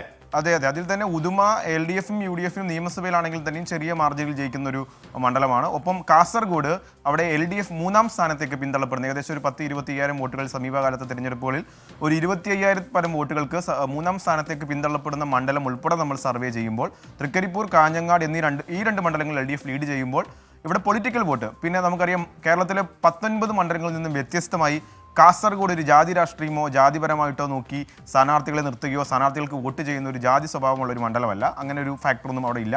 തികച്ചും രാഷ്ട്രീയപരമായി നമ്മുടെ ഈ സർവേയിലെ മറ്റു ചോദ്യങ്ങളോടുള്ള വോട്ടർമാരുടെ അഭിപ്രായങ്ങൾ പരിശോധിക്കുമ്പോഴും തികച്ചും രാഷ്ട്രീയപരമായിട്ട് അവരുടെ നിലപാടുകൾ ഓരോ പൗരത്വ വിഷയമായിക്കോട്ടെ, സർക്കാരിനുള്ള സമീപനമായിക്കോട്ടെ, അവർ ഇഷ്ടപ്പെട്ട നേതാവാരെന്നുള്ള ചോദ്യങ്ങളായിക്കോട്ടെ, തികച്ചും രാഷ്ട്രീയപരമായി ചോദ്യങ്ങൾക്ക് ഉത്തരം നൽകുകയും അവിടെ രാഷ്ട്രീയം വെളിവാക്കാൻ തയ്യാറാകുന്ന ഒരു വോട്ടർമാർ ഏറ്റവും അധികം സർവേയിൽ പങ്കെടുത്തൊരു മണ്ഡലമാണ്. ഞാൻ ഇപ്പോൾ അവിടെ നമ്മൾ പോയതാണ്. എന്താണ് നമ്മൾ ഇവിടെ രാഷ്ട്രീയം പറയാവുന്ന പരിപാടിക്കായി പോയതാണ്. അവിടെ നമ്മൾക്ക് കുറേയധികം ആളുകളോട് സംസാരിച്ചതാണ്.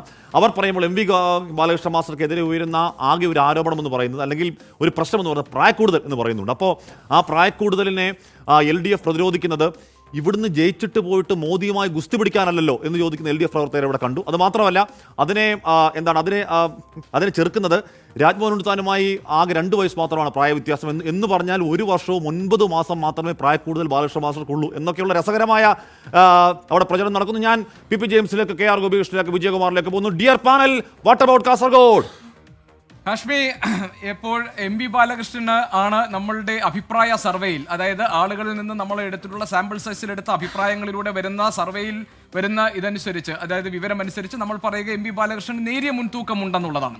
പക്ഷെ അപ്പോഴും ഞാൻ നേരത്തെ പി ജെയിംസ് ഒക്കെ പറഞ്ഞതുപോലെ അവിടെ രാജ്മോഹൻ ഉണ്ണിത്താൻ എന്ന സ്ഥാനാർത്ഥി അല്ലെങ്കിൽ രാജ്മോഹൻ ഉണ്ണിത്താൻ എന്ന സിറ്റിംഗ് എം പിയെ പരിപൂർണമായി തള്ളിക്കളയാൻ കഴിയില്ല. കാരണം കാസർഗോഡ് മത്സരിക്കാൻ വരുന്നതിന് മുൻപുണ്ടായിരുന്ന രാജ്മോഹൻ ഉണ്ണിത്താൻ അല്ല എം പി ആയ രാജ്മോഹൻ ഉണ്ണിത്താൻ. കാസർഗോട്ടുകാരുടെ പ്രശ്നങ്ങളിൽ ഇടപെടുന്ന, കാസർഗോട്ടുകാർക്ക് എന്നും ആക്സസിബിൾ ആയിട്ടുള്ള, അവർക്കൊപ്പം നിൽക്കുന്ന ഒരു എം പി എന്ന നിലയിൽ ഒക്കെ മാറാൻ രാജ്മോഹൻ ഉണ്ണിത്താൻ അദ്ദേഹത്തിന്റെ വ്യക്തിത്വത്തിന് കഴിഞ്ഞിട്ടുണ്ട്. പക്ഷേ നമ്മൾ നേരത്തെ പറഞ്ഞതുപോലെ ജില്ലാ സെക്രട്ടറി എം പി ബാലകൃഷ്ണന് പ്രവർത്തന പാരമ്പര്യമുണ്ട്, നല്ല വേരുകളുണ്ട്. അതുകൊണ്ട് തന്നെ അദ്ദേഹത്തിന്റെ സാന്നിധ്യം എന്നത് പാർട്ടിയെ സംബന്ധിച്ച് വീണ്ടും ആ കോട്ട തിരിച്ചു പിടിക്കാൻ അവർക്ക് സഹായകരമാകുന്നതാണ്. നമുക്കറിയാം UDF-ലെ പ്രമുഖരായ ആളുകളെയൊക്കെ അവിടെ സ്ഥാനാർത്ഥിയാക്കാൻ പോകുമ്പോൾ അവിടെ മത്സരിക്കാൻ പോകാൻ ഭയന്നിരുന്നാണ്. ഇപ്പോൾ ഷാനിമോൾ ഉസ്മാനെയൊക്കെ അന്ന് ഹൈക്കമാൻഡ് കാസർഗോഡ് മത്സരിക്കാൻ വിട്ടപ്പോൾ അവിടെ മത്സരിക്കാൻ ഇല്ല എന്ന് പറഞ്ഞ് മാറി നിന്നതാണ്.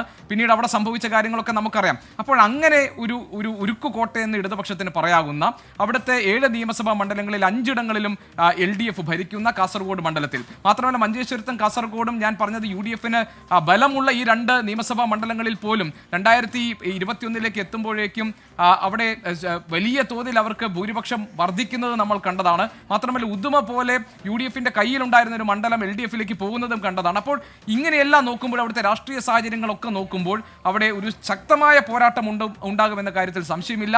ഞാൻ ഇപ്പോഴും കരുതുന്നത് കാസർഗോട്ടെ BJP വോട്ടുകൾ ഇതിനകത്ത് നിർണായകമാകും എന്നുള്ളതാണ്. PP അതിനകത്ത് എന്തെങ്കിലും എതിരഭിപ്രായമുണ്ടോ? തീർച്ചയായിട്ടും എനിക്ക് തോന്നുന്നു ഇതൊരു കീ ഫാക്ടറായിട്ട് വരും. കാരണം ഇപ്പോൾ 1.5% വ്യത്യാസമാണ് LDF-ഉം UDF-ഉം തമ്മിൽ കാണിക്കുന്നത്. അപ്പോൾ സ്വാഭാവികമായിട്ട് ഇതൊരു വളരെ ക്ലോസ് ഫൈറ്റാണ്. ഇനി തെരഞ്ഞെടുപ്പിലേക്ക് ഗോപികൃഷ്ണൻ ഇനി 18 ദിവസമുണ്ട്. 18 ദിവസമുണ്ട്. ഇനിയാണ് യഥാർത്ഥത്തിലുള്ളത് നടക്കാൻ പോകുന്നത്. അപ്പോൾ 1.5% വോട്ടിൻ്റെ ലീഡ് എന്ന് പറയുന്നത് വലിയ ലീഡല്ല. ഇത് ആഞ്ഞു പിടിച്ചാൽ ആർക്കും ജയിക്കാൻ പറ്റുന്ന, ഇടതുപക്ഷത്തിനും ജയിക്കാം, UDF-നും ജയിക്കാൻ പറ്റുന്നൊരു അവസ്ഥ നിലനിൽക്കുന്നുണ്ട്. പക്ഷെ അതിൽ ഇപ്പോൾ ഇലക്ഷൻ ക്യാമ്പയിൻ്റെ കാര്യത്തിൽ ഇടതുപക്ഷവും BJP-യും പൊതുവെ എല്ലാ മണ്ഡലങ്ങളിലും കോൺഗ്രസിനേക്കാൾ മുന്നിലാണ്. മണി പവറിൻ്റെ കാര്യത്തിൽ ഭരണമില്ലാത്ത കോൺഗ്രസ് വളരെ പിറകിലാണെന്നുള്ള ഇത് വരുന്നുണ്ട്. സ്വാഭാവികമായിട്ടും ലാസ്റ്റ് സ്റ്റേജിലായിരിക്കും UDF ക്യാച്ചപ്പ് ചെയ്യാൻ പോകുന്നത്. അതുകൊണ്ട് ഈ കാണുന്ന ഒരു 1.5% പുറത്ത് നമ്മൾ വിധി എഴുതുന്നത് ശരിയല്ല. സ്വാഭാവികമായിട്ടും ഇതൊരു ആരും ജയിക്കാവുന്ന അവസ്ഥയിലേക്ക് എത്താം. ഇപ്പോ എഡ്ജ് LDF-നാണ്, ബാലകൃഷ്ണൻ മാഷക്കാണ്.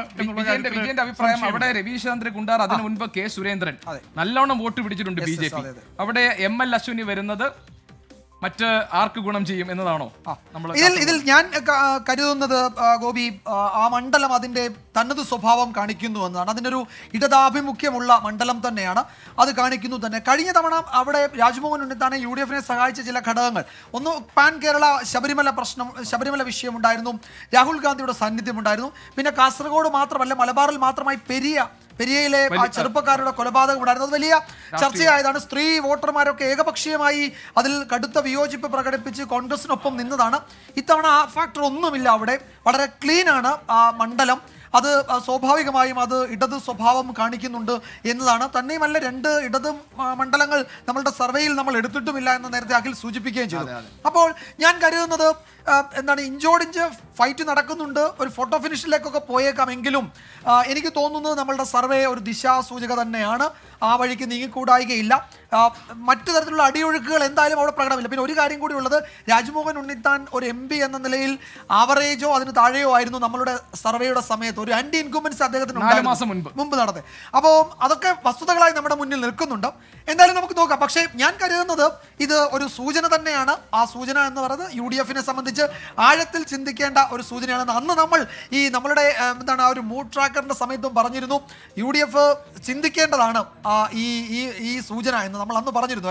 അല്ല ഈ പ്രായ ഫാക്ടർ ഉണ്ടോ വിജയൻ? അങ്ങനെ PP കരുതുന്നുണ്ട്. അതായത് ഇപ്പൊ അവിടെ ഗ്രൗണ്ടിൽ ഉള്ളൊരു സംസാരം, ഒരു ചെറുപ്പക്കാരനായ സ്ഥാനാർത്ഥിയായിരുന്നെങ്കിൽ കുറച്ചുകൂടി നന്നായിരുന്നു, ഇടതുപക്ഷത്തിനിടയിൽ ഒരു സംസാരം ഉണ്ടായിരുന്നു എന്നൊക്കെ ഉണ്ട്. പക്ഷേ നേരത്തെ ആഷ്മി പറഞ്ഞ പോലെ 2 വയസ്സിന്റെ വ്യത്യാസമേ ഉള്ളൂ ഇവർ തമ്മിൽ. പിന്നെ മത്പിടുത്തത്തിനല്ലല്ലോ കേന്ദ്രത്തിലേക്ക് കാസർഗോഡ് കുറച്ചൊരു യങ്സ്റ്റർ ആയിട്ടൊരു കാൻഡിഡേറ്റിനെ ഇടതുപക്ഷം ഫീൽഡ് ചെയ്തിരുന്നെങ്കിൽ ഇതിനേക്കാൾ എളുപ്പത്തിൽ ലീഡ് ചെയ്ത് പോകാൻ കഴിയുമായിരുന്നു എന്നാണ് ഇപ്പോഴത്തെ കാണുമ്പോൾ കാണുന്നത്. കാരണം രാഷ്ട്രീയമായിട്ട് പക്ഷേ നമ്മൾ പൊളിറ്റിക്കൽ വോട്ട് എന്ന് പറയുമ്പോൾ അതിൽ പ്രായം ഒരു ഘടകമാകുമോ എന്നറിയില്ല. മാത്രമല്ല ഈ പ്രായപ്രചരണത്തെ വളരെ കൃത്യമായി തന്നെ പ്രതിരോധിക്കുന്നു. ഞാൻ പറഞ്ഞത് 2 വയസ്സെന്നല്ലെന്ന്, 1 വർഷവും 9 മാസം മാത്രമേ നിങ്ങൾ പ്രായ വ്യത്യാസമുള്ളൂ. അതാണോ വലിയ പ്രായ വ്യത്യാസം എന്ന് ചോദിക്കുന്നു. പോട്ടെ, അത് അവിടുത്തെ പ്രചരണം. എന്തായാലും രാജ്മോഹൻ ഉണ്ണിത്താൻ അങ്ങോട്ടേക്ക് വരുമ്പോൾ ഉള്ള രാജ്മോഹൻ ഉണ്ണിത്താനല്ല. ചോദിക്കാൻ പറയാൻ ആരുമില്ലാത്ത ഒരു പരമ സാധുവായ അല്ലെങ്കിൽ മറ്റ് സീറ്റുകളൊന്നും അതുവരെ ജയിച്ചിട്ടില്ലാത്ത അല്ലെങ്കിൽ ഒരു സീറ്റ് എന്നുള്ള നിലയ്ക്ക് കാസർഗോഡ് എടുക്കേണ്ടി വന്ന കൊല്ലത്തുനിന്ന് വണ്ടികേറി രാജ്മോഹൻ ഉണ്ണിത്താനല്ല. 5 വർഷം MP ആയിരുന്ന ആളാണ്, ആ ലോക്സഭാ മണ്ഡലത്തിൽ സജീവമായി ഉണ്ടായിരുന്ന ആളാണ്. എന്ന് പറഞ്ഞാൽ ആന്റി ഇൻകുംബൻസ് ഉണ്ട് എന്നൊക്കെ പറയുമ്പോൾ പോലും രാജ്മോഹൻ ഉണ്ണിത്താൻ ഇപ്പോഴത്തെ രാജ്മോഹൻ ഉണ്ണിത്താൻ MP ആണ്. എം വി ബാലകൃഷ്ണനോട് നേരിടുമ്പോൾ തുല്യശക്തികൾ തമ്മിലുള്ള പോരാട്ടം എന്തും സംഭവിക്കാം. കാസർഗോഡ് ഇഞ്ചോടിഞ്ച് അവിടെ പക്ഷേ ഒരു നേരിയതിൽ നേരിയ മുൻതൂക്കം LDF-ന്. യെസ്, അപ്പോൾ നമ്മൾ അങ്ങ് വടക്ക് നിന്ന് നമ്മൾ ഇന്നത്തെ 2ാം മണ്ഡലത്തിലേക്ക്, കേരളത്തിന്റെ മധ്യത്തിലേക്കാണ്. എങ്ങോട്ടേക്കാണ്? ദാപിടി. മോദി പ്രഭാവം വോട്ടാകുമോ? പത്തനംതിട്ടയിൽ കളി മാറുമോ? 24 ഇലക്ഷൻ അഭിപ്രായ survey. The Election Specialist 24. Yes, അപ്പോൾ പത്തനംതിട്ട അവിടെ ഇപ്പോൾ ആന്റണി 3ാം ഊഴം പൂർത്തിയാക്കി 4ാം ഊഴം തേടി ഇറങ്ങലാണ്. സാമ്പത്തിക ശാസ്ത്രത്തിൽ പല അധ്യായങ്ങൾ പഠിച്ച ഐസക് അവിടെ ലോക്സഭാ അധ്യായം തുടങ്ങാനിറങ്ങുന്നു.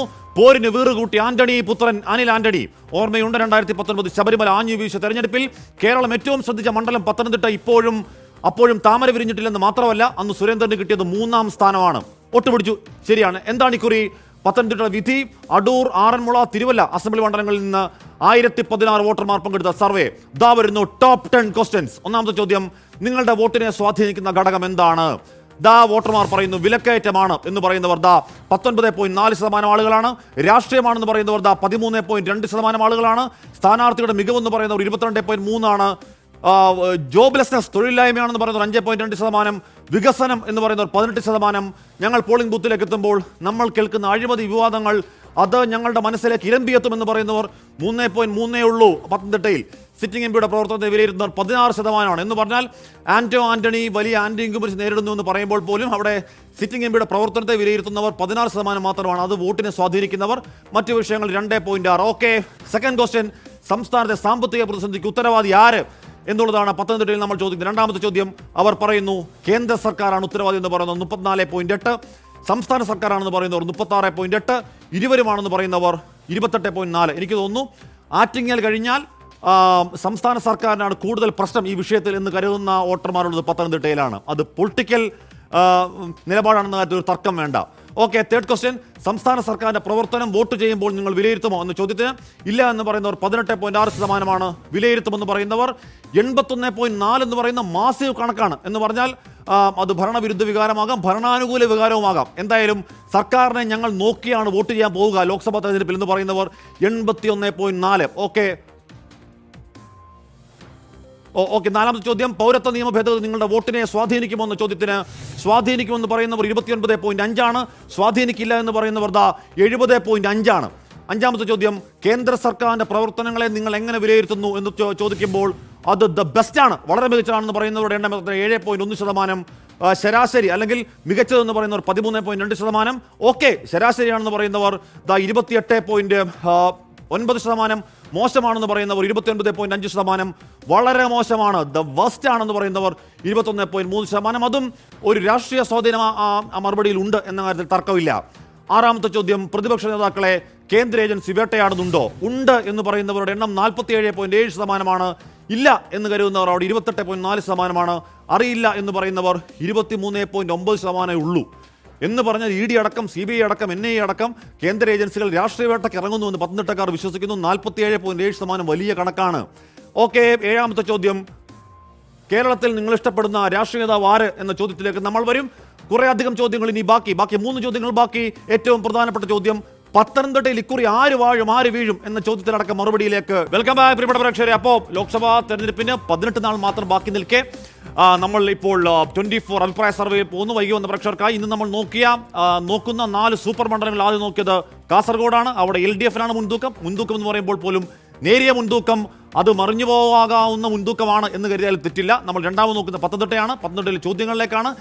അതിനു മുമ്പ് പ്രിയപ്പെട്ട പ്രേക്ഷകർ, ഇന്നത്തെ ബിഗ് ക്വസ്റ്റ്യൻ, സംസ്ഥാന തലത്തിൽ ഏറ്റവും ഇഷ്ടപ്പെടുന്ന ഏറ്റവും പോപ്പുലറായ രാഷ്ട്രീയ നേതാവ് ആര് എന്ന ചോദ്യമാണ്. അതിൻ്റെ മറുപടി ചില സൂചനയാണ്. ആ ചോദ്യം നമ്മൾ പത്തനംതിട്ടയിൽ ചോദിക്കുമ്പോൾ കേരളത്തിൽ നിങ്ങൾക്ക് ഇഷ്ടപ്പെടുന്ന രാഷ്ട്രീയ നേതാവ് ആര് എന്ന ചോദ്യത്തിന് പത്തനംതിട്ട മറുപടി പറയുന്നു പിണറായി വിജയൻ എന്ന് പറയുന്നവർ 36.5, VD സതീശൻ എന്ന് പറയുന്നവർ 27.7, രമേശ് ചെന്നിത്തല എന്ന് പറയുന്നവർ 18.8, കെ സുരേന്ദ്രൻ എന്ന് പറയുന്നവർ 10.4, വി മുരളീധരൻ എന്ന് പറയുന്നവർ 2.8% ആളുകളാണ്.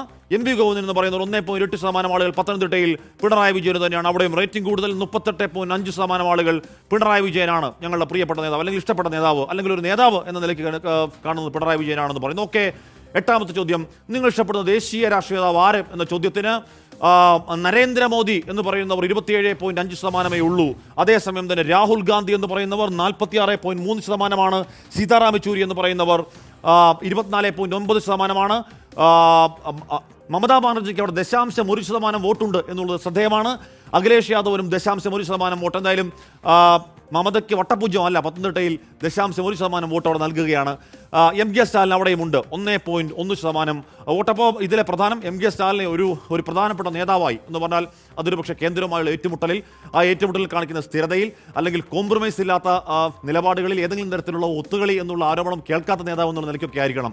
MK സ്റ്റാലിനെ ഒരു ദേശീയ നേതാവായി കേരളം കാണുന്നു എന്നുള്ളത് പ്രധാനമാണ് ഈ പറയുന്ന എല്ലാ മണ്ഡലങ്ങളിലും. ഓക്കെ, 9ാമത്തെ ചോദ്യം, ഇന്ത്യ മുന്നണി കേന്ദ്രത്തിൽ BJPക്ക് വെല്ലുവിളിയാകുമോ എന്ന ചോദ്യത്തിന് വെല്ലുവിളിയാകുമെന്ന് പറയുന്നവരാണ് 29.8%. വെല്ലുവിളിയാകില്ല എന്ന് കരുതുന്നവരാണ് കൂടുതൽ, 31.8% ആളുകൾ. അക്കാര്യത്തിൽ ഒന്നും പറയാൻ പറ്റില്ല. ചിലപ്പോൾ എന്തും സംഭവിക്കാം, ചിലപ്പോൾ ഇന്ത്യ മുന്നണി ഇനി എമർജ് ചെയ്ത് വരാം എന്നൊക്കെ വിശ്വസിക്കുന്നവരാവണം. ഒന്നും പറയാൻ പറ്റില്ല എന്ന് പറയുന്നവരുടെ എണ്ണം 38.4% ആളുകൾ. ഓക്കെ, 10ാമത്തെ ചോദ്യം, രാജ്യമാരി ഭരിക്കും എന്ന ചോദ്യത്തിന് NDA മുന്നണി എന്ന് പറയുന്നവരുടെ എണ്ണം 56.4%.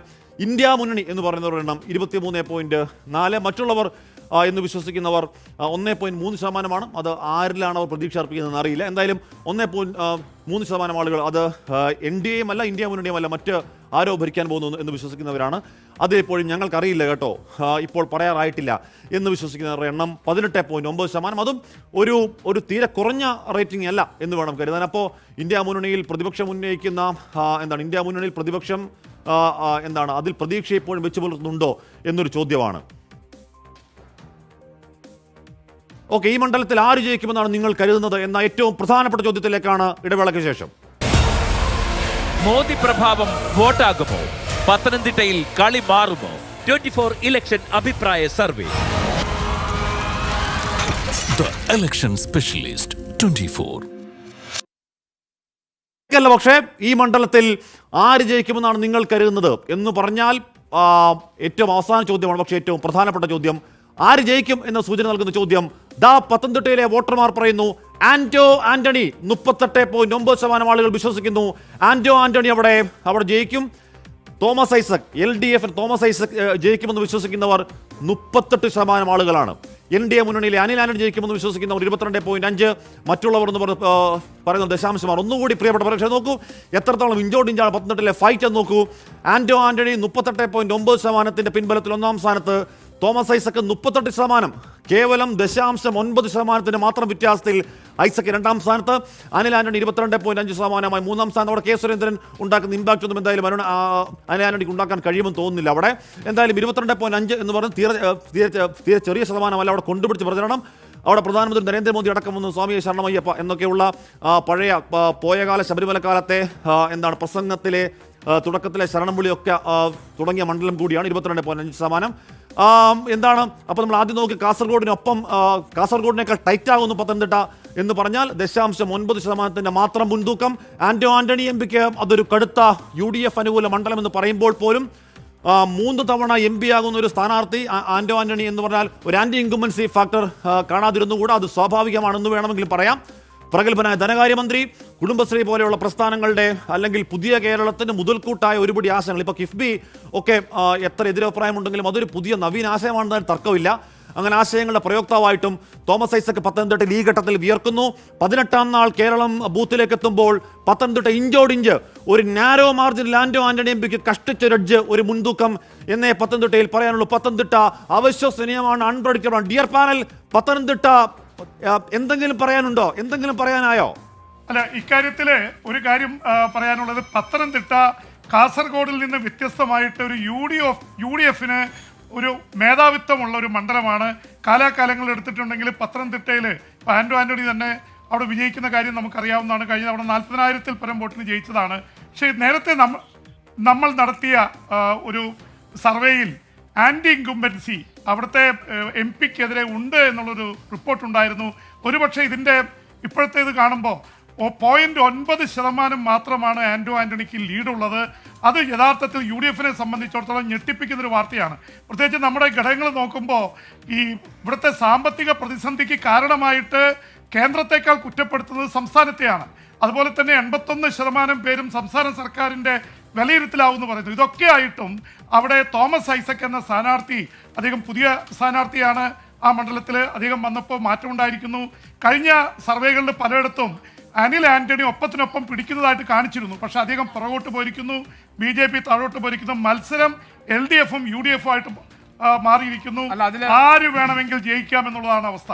കാരണം അതിനകത്ത് ഞാനൊരു എനിക്ക് എന്റെ ഒരു കണക്ക് വേറെ വ്യത്യസ്തമായ രീതിയിലാണ് ഞാൻ പറഞ്ഞത്. ഇപ്പോൾ PP പറഞ്ഞു ഇത് പത്തനംതിട്ട ഒരു UDF മണ്ഡലമാണ്, അതിനോട് ഞാൻ യോജിക്കുന്നുണ്ട്. പക്ഷേ ഞാൻ വിയോജിക്കുന്ന ഭാഗം എവിടെ വെച്ചാൽ പത്തനംതിട്ടയിൽ ആന്റോ ആന്റണി നേരിടാൻ പോകുന്ന ഏറ്റവും വലിയ കരുത്തുറ്റൊരു എതിരാളിയായി ഡോക്ടർ TM തോമസ് ഐസക് പത്തനംതിട്ടയിൽ മാറുമെന്നാണ്. അത് ഞാൻ പറയാനൊരു കാരണമുണ്ട്. കാരണം പത്തനംതിട്ടയിൽ അനിൽ ആന്റണി എന്ന് പറയുന്ന BJP സ്ഥാനാർത്ഥി പിടിക്കുന്ന വോട്ടുകൾ വളരെ നിർണായകമായിരിക്കും.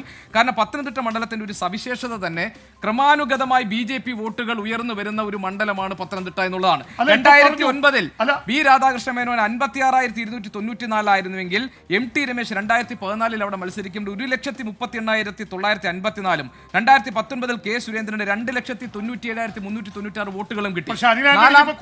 അല്ല കുറയുമോ എന്ന് നമുക്കറിയില്ല. ഞാൻ പറഞ്ഞത് അനിൽ ആന്റണി പിടിക്കുന്ന വോട്ടുകൾ, അവിടുത്തെ മുസ്ലിം ന്യൂനപക്ഷ വോട്ടുകൾ എന്നിവ പത്തനംതിട്ടയിലെ വിധി നിർണ്ണയിക്കുന്നത് നിർണായകമായിരിക്കും. അതുകൊണ്ട് ഡോക്ടർ TM തോമസ് ഐസക്കിനെ എഴുതി തള്ളാൻ കഴിയില്ല. 0.9% വ്യത്യാസമാണ്. അതല്ല ഞാൻ പറഞ്ഞത്, പത്തനംതിട്ടയുടെ UDF സ്വഭാവം നിലനിൽക്കുമ്പോഴും ഒരു സ്ട്രോങ് ഫൈറ്റ് ഈ 4ാം തവണ വരുമ്പോഴും ഉണ്ട് എന്നാണ് ഞാൻ പറഞ്ഞത്. സ്ഥാനാർത്ഥിയുടെ മികവ് ഒരു പ്രധാനപ്പെട്ട ഘടകമാണ്. തന്നെയല്ല, എനിക്ക് തോന്നുന്നത് ഈ കോൺഗ്രസിനെ സംബന്ധിച്ച് UDF-നെ സംബന്ധിച്ച് അവർ സംസ്ഥാനത്താകെ ഭയക്കേണ്ടുന്ന ഒരു സൂചന ഇവിടെ വരുന്നുണ്ട്. കാരണം അവരുടെ പൊന്നാപുരം കോട്ടയാണ് പത്തനംതിട്ട. ആ പത്തനംതിട്ടയിൽ അവർക്ക് മുന്നേറ്റം ഉണ്ടാക്കാൻ കഴിയുന്നില്ല എന്ന് പറയുമ്പോൾ അവർ മുന്നോട്ട് വയ്ക്കുന്ന രാഷ്ട്രീയമുണ്ട്. ഇവിടെ ആന്റി ഇൻകുംബൻസി ഉണ്ട് എന്ന് അവർ പറയുന്നു. ഈ കേന്ദ്ര ഏജൻസികളുടെ അന്വേഷണം ഇവിടെ അത് അന്വേഷണം ആവശ്യമാണ് എന്ന് പറയുന്നു. അങ്ങനെ സർക്കാരിനെതിരെ ഒരുപാട് വിഷയങ്ങൾ ഉന്നയിക്കുകയാണ്. അതൊക്കെ ഫലം കാണേണ്ട ഒരു മണ്ഡലമാണ് പത്തനംതിട്ട. അവിടെ ഇത് തോമസ് ഐസക് ഒപ്പം പിടിക്കുകയാണ് ആന്റോ ആന്റണിയുടെ. അവിടെ കോൺഗ്രസ് UDF യഥാർത്ഥത്തിൽ അവരെ സംബന്ധിച്ച് അങ്ങേയറ്റം മോശം പ്രകടനമാണിത്. ഇതാണ് അവിടെ നടക്കുന്നതെങ്കിൽ വളരെ മോശം പ്രകടനമാണ്. അത് BJP ഇപ്പോൾ അനിൽ ആന്റണി ഇപ്പോൾ കഴിഞ്ഞ തവണ സുരേന്ദ്രൻ നേടിയ വോട്ട് അത് നിലനിർത്തുക എന്ന് പറയുന്നത് അത് എളുപ്പമുള്ള കാര്യമല്ല. കാരണം അതിനൊരു സാഹചര്യമുണ്ട്. ശബരിമല അതിന്റെ എപ്പിസെന്റർ ആയിരുന്നു. ആ സമരം നയിച്ചയാള് K സുരേന്ദ്രനായിരുന്നു. അങ്ങനെ ഒരാൾ അവിടെ മത്സരിക്കുമ്പോൾ അതിന് അവിടെ കിട്ടുന്ന ഒരു സ്വീകാര്യത അത് വേറൊന്നാണ്. പക്ഷെ ഇപ്പോൾ അങ്ങനെയല്ല. പക്ഷെ എങ്കിലും അനിൽ ആന്റണി അവിടെ 20% വോട്ട് സമാഹരിക്കുന്നുണ്ട്. PC ജോർജ് അവിടെ ഇടഞ്ഞു നിൽക്കുന്നു എന്നൊക്കെ പറയുമ്പോഴും ഇത്രയും മുന്നോട്ട് വരുന്നുണ്ട്. പക്ഷെ അതവിടെ നിൽക്കട്ടെ. ഈ അനിൽ ആന്റണി പിടിക്കുന്ന വോട്ടിന്റെ പെർസെന്റേജ് കൂടുകയാണെങ്കിൽ അത് വീണ്ടും ആന്റോ ആന്റണിയുടെ അവസ്ഥ പരിതാപകരമാക്കും. അതാണ് ഞാനും പറയുന്നത്. കാരണം ആ വോട്ട് വളരെ പ്രധാനപ്പെട്ടതാണെന്നാണ് എനിക്ക് തോന്നുന്നത്. മാത്രമല്ല PP ഇതിനകത്ത് വേറൊരു കാര്യം കൂടി ഈ പത്തനംതിട്ട മണ്ഡലത്തിൽ, അതായത് തോമസ് ഐസക് ഏതാണ്ട് ഒരു 1.5 കൊല്ലമായിട്ട് അദ്ദേഹത്തിന്റെ സീറ്റ് കാര്യങ്ങളിൽ തീരുമാനമാകുന്നതിന് മുൻപേ അവിടെ കുടുംബശ്രീയുമായിട്ടുണ്ട്. അദ്ദേഹം അവിടെ ഒരു മൈഗ്രേഷൻ കോൺക്ലേവ് നടത്തിയിരുന്നു, അതായത് തൊഴിൽദാന ക്യാമ്പുകൾ നടത്തിയിരുന്നു ചെറുപ്പക്കാർക്ക് തൊഴിൽ കൊടുക്കാൻ വേണ്ടി. അപ്പോൾ ഇതൊക്കെ അടിത്തട്ടിലേക്ക് എത്താൻ വേണ്ടി തോമസ് ഐസക്കിന് സഹായകരമാകുന്ന ഘടകങ്ങളാണ്. പിന്നെ ആന്റോ ആന്റണിയെ സംബന്ധിച്ച് അദ്ദേഹം ഇത് 4ാം തവണയാണ്. അവിടെ ഒരു ആന്റി ഇൻകംബൻസി സർവേയില് ഏറ്റവും കൂടുതൽ കോൺഗ്രസിന് ആന്റി ഇൻകംബൻസി ഉണ്ടായിരുന്ന ഒരു മണ്ഡലമായിരുന്നു പത്തനംതിട്ട. MP എന്ന നിലയിൽ അദ്ദേഹത്തിന് അവിടെ സ്വീകാര്യത തീരെ ഇല്ലായിരുന്നു അന്നത്തെ നമ്മുടെ സർവേയിൽ. അന്ന് നമ്മൾ പറഞ്ഞതാണ് കോൺഗ്രസിനെ സംബന്ധിച്ച് ഈ സർവേ ഒരു ശ്രദ്ധിക്കേണ്ട ഘടകമാണെന്ന് അന്ന് നമ്മൾ പറഞ്ഞിരുന്നതാണ്. യഥാർത്ഥത്തിൽ സ്ഥാനാർത്ഥിയുടെ മികവിൽ ആന്റോ ആന്റണിയേക്കാൾ മുന്നിലാണ് തോമസ് ഐസക് എന്നാണ് ഈ സർവേ കാണിക്കുന്നത്. അതേസമയം രാഷ്ട്രീയമായിട്ട് UDF-ന് അപ്പർ ഹാൻഡ് ഉള്ളത് കൊണ്ട് മാത്രമാണ് ആന്റോ ആന്റണിക്ക് 0.9% മുന്നിൽ നിൽക്കാൻ കഴിയുന്നത്. എന്ന് മാത്രമല്ല, അവിടെ പ്രവർത്തനത്തിന്റെ കാര്യത്തിൽ നമുക്ക് കിട്ടുന്ന റിപ്പോർട്ടുകളിൽ വളരെ മുന്നിലാണ് തോമസ് ഐസക്കിന്റെ പ്രവർത്തനം. ആന്റോ ആന്റണിയുടെ പ്രവർത്തനം അതിനോട് ഞാൻ അതിലൊരു കാര്യം കൂടി, ഈ ഓർത്തഡോക്സ് വോട്ട് എങ്ങനെയാണ് പത്തനംതിട്ടയിൽ ബാധിക്കാൻ പോകുന്നത്? കാരണം ഓർത്തഡോക്സ് യാക്കോബായ തർക്കം, അതിനകത്ത് CPM-നോടുള്ള അല്ലെങ്കിൽ സർക്കാരിനോടുള്ള ഒരു അകൽച്ച, ഇതൊക്കെ ഇവിടെ ഈ പത്തനംതിട്ടയിൽ ആന്റോ ആന്റണിക്ക് ഗുണകരമായി നിൽക്കുമോ അതോ അതെല്ലാം സോർട്ട് ഔട്ട് ചെയ്യാൻ LDF-ന് കഴിഞ്ഞിട്ടുണ്ട്? എനിക്ക് തോന്നുന്നത് ഓർത്തഡോക്സ് വോട്ടുകളുണ്ട്. ഈ ഓർത്തഡോക്സ് വോട്ടുകളൊക്കെ തന്നെ ആയിരിക്കാം ഈ ആന്റി ഇൻകുംബൻസിക്കിടയിലും കോൺഗ്രസിനെ അവിടെ പിടിച്ചു നിർത്താൻ സഹായിക്കുന്നത് എന്നാണ് ഞാൻ കരുതുന്നത്. അതിൽ ഈ ഓർത്തഡോക്സ് ഉണ്ട്, മർത്തോമാ സഭയ്ക്കുണ്ട്, അതുപോലെ മലങ്കര സഭയ്ക്ക് സ്വാധീനമുണ്ട്, കത്തോലിക്ക സഭയ്ക്ക് അവിടെ സ്വാധീനമുണ്ട്. അപ്പോൾ ഈ ന്യൂനപക്ഷ വോട്ടുകൾ, പ്രത്യേകിച്ച് ക്രിസ്ത്യൻ ന്യൂനപക്ഷ വോട്ടുകൾ ആന്റണിയിൽ നിന്ന് അകന്നിട്ടുണ്ട് എങ്കിലും പക്ഷെ വല്ലാതെ അകർന്നിട്ടില്ല. അവരുടെ സഹായം അവസാന ഘട്ടത്തിൽ അദ്ദേഹത്തിന് ലഭിച്ചേക്കാം എന്ന് ശരി ഹാഷ്മി, ഏതായാലും അനലിസ്റ്റുകളുടെ നിലയിൽ നമ്മൾ കാണുന്നത് സാധാരണ ഈ 2-3 തവണയും ആന്റണി നേരിട്ടതുപോലെയല്ല, ഒരു അഗ്നി പരീക്ഷയായിരിക്കും ആന്റണിക്കും UDF-നും പത്തനംതിട്ടയിൽ ഉണ്ടാവുക. Yes, exactly. ഞാൻ core CEO Akhil Suresh just ഒന്ന് പോകണം. അഖിൽ ഇവിടെ പത്തനംതിട്ട എന്ന് പറഞ്ഞാൽ അതൊരു UDF കോട്ടയാണ് എന്ന് പറഞ്ഞു കഴിഞ്ഞാൽ പത്തനംതിട്ട ഉണ്ടാക്കുന്നത് തന്നെ എങ്ങനെയാണ്? മാവേലിക്കരയിൽ അല്ലെങ്കിൽ അടൂരിൽ നിന്ന് പഴയ മാവേലിക്കരയിൽ നിന്ന് UDF അനുകൂല ഭാഗങ്ങൾ എടുക്കുന്നു, പഴയ അടൂരിൽ നിന്ന് UDF അനുകൂല ഭാഗങ്ങൾ എടുക്കുന്നു, പഴയ ഇടുക്കിയിൽ നിന്ന് UDF അനുകൂല ഭാഗങ്ങൾ, അങ്ങനെ UDF അനുകൂല മണ്ഡലങ്ങൾ ചേർന്ന ഒരു UDF കോട്ടയാണ്. ആ UDF കോട്ടയിൽ ഇപ്പം നമ്മുടെ മൂട്രാക്കറിൽ ഒരുപക്ഷെ ഏറ്റവും മോശം MP എന്ന പേര് നേടിയത് ആന്റണിയും കൊടുക്കുന്നിലുമാണ് എന്നാണ് എൻ്റെ ഓർമ്മ. എന്നിട്ട് പോലും അതിനെ അതിജീവിക്കാൻ കഴിയുന്ന പൊളിറ്റിക്കൽ മൂലധനമുള്ളൊരു മണ്ഡലത്തിൽ 48.9 എന്ന് പറയുന്നത് എത്ര വലിയ പോരാട്ടത്തിൻ്റെ സൂചനയാണ് അഖിൽ? തീർച്ചയായിട്ടും ഹാഷ്മി, അതും ആ മണ്ഡലത്തിൻ്റെ സ്വഭാവമാണ്. നമുക്ക് അതിൻ്റെ ചരിത്രം പരിശോധിക്കുമ്പോൾ അത് പരമ്പരാഗതമായ UDF മണ്ഡലമാണെന്ന് മുമ്പ് പല തെരഞ്ഞെടുപ്പുകളും നമ്മൾ കണ്ടതാണ്. ഇതിനകത്ത് ഞങ്ങൾ സർവേയിൽ പങ്കെടുത്തപ്പോൾ ഒരു സർവേ ടീം എന്ന രീതിയിൽ ഞങ്ങൾക്ക് സൂചിപ്പിക്കാനുള്ളത്, ഒരുപക്ഷെ കേരളത്തിൽ ഏറ്റവും അധികം യുവ വോട്ടർമാരുടെ വോട്ടിംഗ് ശതമാനത്തിലും എണ്ണത്തിലും കുറവ് രേഖപ്പെടുന്ന ഒരു മണ്ഡലം പത്തനംതിട്ടയായിരിക്കും. അതായത് വയോജനങ്ങളുടെ വോട്ടിൽ അല്ലെങ്കിൽ 35 വയസ്സിന് മുകളിലേക്ക് അല്ലെങ്കിൽ 40 വയസ്സിലേക്ക് മുകളിലുള്ള ആൾക്കാരായിരിക്കും ഈ മണ്ഡലത്തിൽ വോട്ട് ചെയ്യുന്നതിൽ ഭൂരിഭാഗവും. കാരണം നമുക്കറിയാം മൈഗ്രേഷൻ്റെ ഭാഗമായിട്ട് യുവാക്കൾ നമുക്ക് അവിടെ പത്തനംതിട്ടയിലെ ഒരു ജീവിതശൈലി നമുക്കറിയാം, വലിയ വീട്ടിൽ അച്ഛനും അമ്മയും അല്ലെങ്കിൽ പ്രായമായവർ മാത്രം താമസിക്കുന്നത്. അപ്പം ഈ പരമ്പരാഗതമായ UDF മണ്ഡലത്തിൽ ഇത്രയും അധികം ആൻറ്റി ഇൻകംബൻസി ആന്റണി നേരിടുമ്പോഴും പരമ്പരാഗതമായ UDF വോട്ടുകളിൽ മാറ്റം ഉണ്ടാകുന്നില്ല. നമുക്കൊരു മണ്ഡലത്തിലെ ചേഞ്ച് ഉണ്ടാവുക എന്ന് പറഞ്ഞാൽ അത് യുവ വോട്ടർമാരാണ് പല മണ്ഡലങ്ങളിലെയും ഒരു രാഷ്ട്രീയ മാറ്റത്തിന് ചേഞ്ചിന് കാരണമാകുന്നത്. അപ്പം ഈ മണ്ഡലങ്ങളിൽ എത്ര ശതമാനം യുവ വോട്ടർമാരുടെ വോട്ട് പോൾ ചെയ്യപ്പെടും എന്നതാണ് ആന്റണി ഈ വരുന്ന തെരഞ്ഞെടുപ്പിൽ നേരിടുന്ന ആൻറ്റി ഇൻകംബൻസി ഫാക്ടറിനെ നിർണ്ണയിക്കുക. എനിക്ക് തോന്നുന്നു അതുകൊണ്ടാണ് പരമ്പരാഗതമായി UDF-ന് വോട്ട് ചെയ്യുന്ന വയോജനങ്ങൾ അല്ലെങ്കിൽ ഒരു യുവ വോട്ടർമാർക്ക് മുകളിലുള്ളവരുടെ വോട്ട് പരമ്പരാഗതമായി കോൺഗ്രസിന് ലഭിക്കുമെന്നുള്ളത് കൊണ്ടാണ് ഇപ്പോഴും ഇത്രയധികം നമ്മുടെ 6 മാസം മുമ്പ് നടത്തിയ സർവേയിൽ പോലും വലിയ ആൻറ്റി ഇൻകംബൻസി നേരിട്ട ആന്റണി ഇപ്പോൾ തെരഞ്ഞെടുപ്പിൽ തോമസ് ഐസക്കിനെ പോലെ CPM-ന്റെ മുതിർന്ന നേതാവ് മത്സരിക്കുമ്പോഴും ഒരു എഡ്ജ് ഉണ്ടാക്കുന്നുണ്ട് എങ്കിൽ അത് പരമ്പരാഗതമായി UDF-ന് വലിയ എഡ്ജുള്ള ഒരു മണ്ഡലം എന്ന രീതിയിലും ഈ യുവ വോട്ടർമാരുടെ പോളിങ്ങിലുള്ള എണ്ണക്കുറവ് നമ്മുടെ സർവേയിലും യുവ വോട്ടർമാരുടെ പ്രാതിനിധ്യം വളരെ നമുക്കൊരു ബുദ്ധിമുട്ട് മറ്റു മണ്ഡലങ്ങളെ കൂട്ടത്ര എളുപ്പത്തിൽ കിട്ടിയിരുന്നില്ല ഈ പത്തനംതിട്ടയിലെ സർവേ എന്ന് പറഞ്ഞാൽ അത് ശരിയായ നിരീക്ഷണമാണെന്ന് തന്നെ തോന്നുന്നു. കാര്യം എന്ന് പറഞ്ഞാൽ 18 മുതൽ 35 വയസ്സ് വരെയുള്ള വോട്ടർമാരുടെ എണ്ണത്തിൽ ഒരുപക്ഷെ ഏറ്റവും കുറവുള്ള മണ്ഡലം പത്തനംതിട്ട തന്നെയാണ്. എന്ന് പറഞ്ഞാൽ ഒരു യുവാക്കളുടെ മനസ്സിൽ നിന്നുണ്ടാകുന്ന ഒരു ക്രിയേറ്റീവ് പൊളിറ്റിക്കൽ ചേഞ്ചിന് അല്ലെങ്കിൽ രാഷ്ട്രീയം നോക്കാതെയുള്ള ഒരു ക്രിയേറ്റീവ് പൊളിറ്റിക്കൽ ചേഞ്ചിന് പറ്റിയ യുവ വോട്ടർമാരുടെ നിര അവിടെ ഇല്ല എന്ന് പറഞ്ഞ ശരിയായ നിരീക്ഷണമാണെന്ന് തന്നെ തോന്നുന്നു. ഓക്കെ, അപ്പം നമ്മൾ നോക്കിയത് കാസർഗോഡും പത്തനംതിട്ടയുമാണ്. രണ്ടും ഏതാണ്ട് ഇഞ്ചോടിഞ്ചാണ്. കാസർഗോഡ് അവിടെ UDF-ന് അവിടെ LDF-ന് ഒരു നേരിയ മുൻതൂക്കം, പത്തനംതിട്ടയിൽ UDF-ന് ഒരു നേരിയ മുൻതൂക്കം 1-1. വെൽക്കം ബാക്ക് പ്രിയപ്പെട്ട പ്രേക്ഷകരെ. അപ്പോൾ ഇന്ന് നമ്മൾ നോക്കിയ 2 മണ്ഡലങ്ങൾ കാസർഗോഡാണ് പത്തനംതിട്ടയാണ്, ഇഞ്ചോടിഞ്ചാണ്. 1-1, 1 LDF 1 UDF. അപ്പോൾ നമ്മൾ കോഴിക്കോട്ടേക്ക് പോകും മുമ്പ് സ്റ്റേറ്റ് വൈഡായി നമ്മൾ ചോദിച്ച വലിയ ചോദ്യം, നിങ്ങൾ ഇഷ്ടപ്പെടുന്ന കേരള നേതാവ് ആര്? ആ ബിഗ് ക്വസ്റ്റ്യൻ ഏറ്റവും കൂടുതൽ ആൾക്കാർ ആരുടെ പേര് പറഞ്ഞു? കേരളം പറഞ്ഞു. ഉത്തരം അറിയാൻ ഈ സർവേയോടൊപ്പം അവസാനം വരെ തുടരണമെന്ന് അപേക്ഷിക്കുകയാണ്. അതിൽ Pinarayi Vijayan, VD Satheesan, Ramesh Chennithala, K Surendran, V Muraleedharan, MP Govindan എന്നിവരുടെ പേരുകൾ അതിൽ ഏറ്റവും കൂടുതൽ പേര് ആരുടെ പേര് പറയുന്നു? ആ ചോദ്യത്തിന് ഉത്തരം വെറും ഒരു ഉത്തരമല്ല, അതുകൊണ്ടാണ് അതിനുവേണ്ടി കാത്തിരിക്കൂ എന്ന് പറയുന്നത്. ഓക്കെ, അപ്പോൾ നമ്മൾ നേരത്തെ പറഞ്ഞു പത്തനംതിട്ടയിൽ നിന്ന് മലബാർ റേഞ്ചിലേക്ക് അങ്ങ് പോവുകയാണ്, കോഴിക്കോട്ടേക്ക്.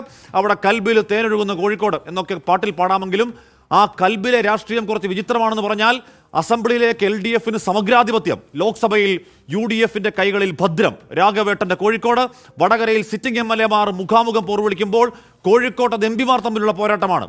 രാഘവേട്ടനും കരീമിക്കയും ഹാട്രിക്കും പൂർത്തിയാക്കി 4-ാം ഊഴം തേടുന്ന രാഘവീയത്തിന് സ്റ്റോപ്പിടാൻ കരുത്തുണ്ടോ കരീമിന്? ദാ വരുന്നു സൂചകങ്ങൾ, 10 ചോദ്യങ്ങൾ. ഫസ്റ്റ് ക്വസ്റ്റ്യൻ, നിങ്ങളുടെ വോട്ടിനെ സ്വാധീനിക്കുന്ന ഘടകം എന്താണ്? വിലക്കയറ്റം എന്ന് പറയുന്നവർ 20.8% ആളുകളാണ്. അത് രാഷ്ട്രീയമാണെന്ന് പറയുന്ന 22.7% ആളുകളാണ്. അത് സ്ഥാനാർത്ഥിയുടെ മികവാണ്, അത് മാത്രമാണ് ഞങ്ങളുടെ മാനദണ്ഡം എന്ന് പറയുന്നവർ 24.5%. തൊഴിലില്ലായ്മ എന്ന് പറയുന്നവർ 4.2%. അത് കുറച്ച് കൂടുതൽ കോഴിക്കോട് ഉണ്ടെന്ന് തോന്നുന്നു. വികസനം എന്ന് പറയുന്നവർ 15.7% ആളുകൾ.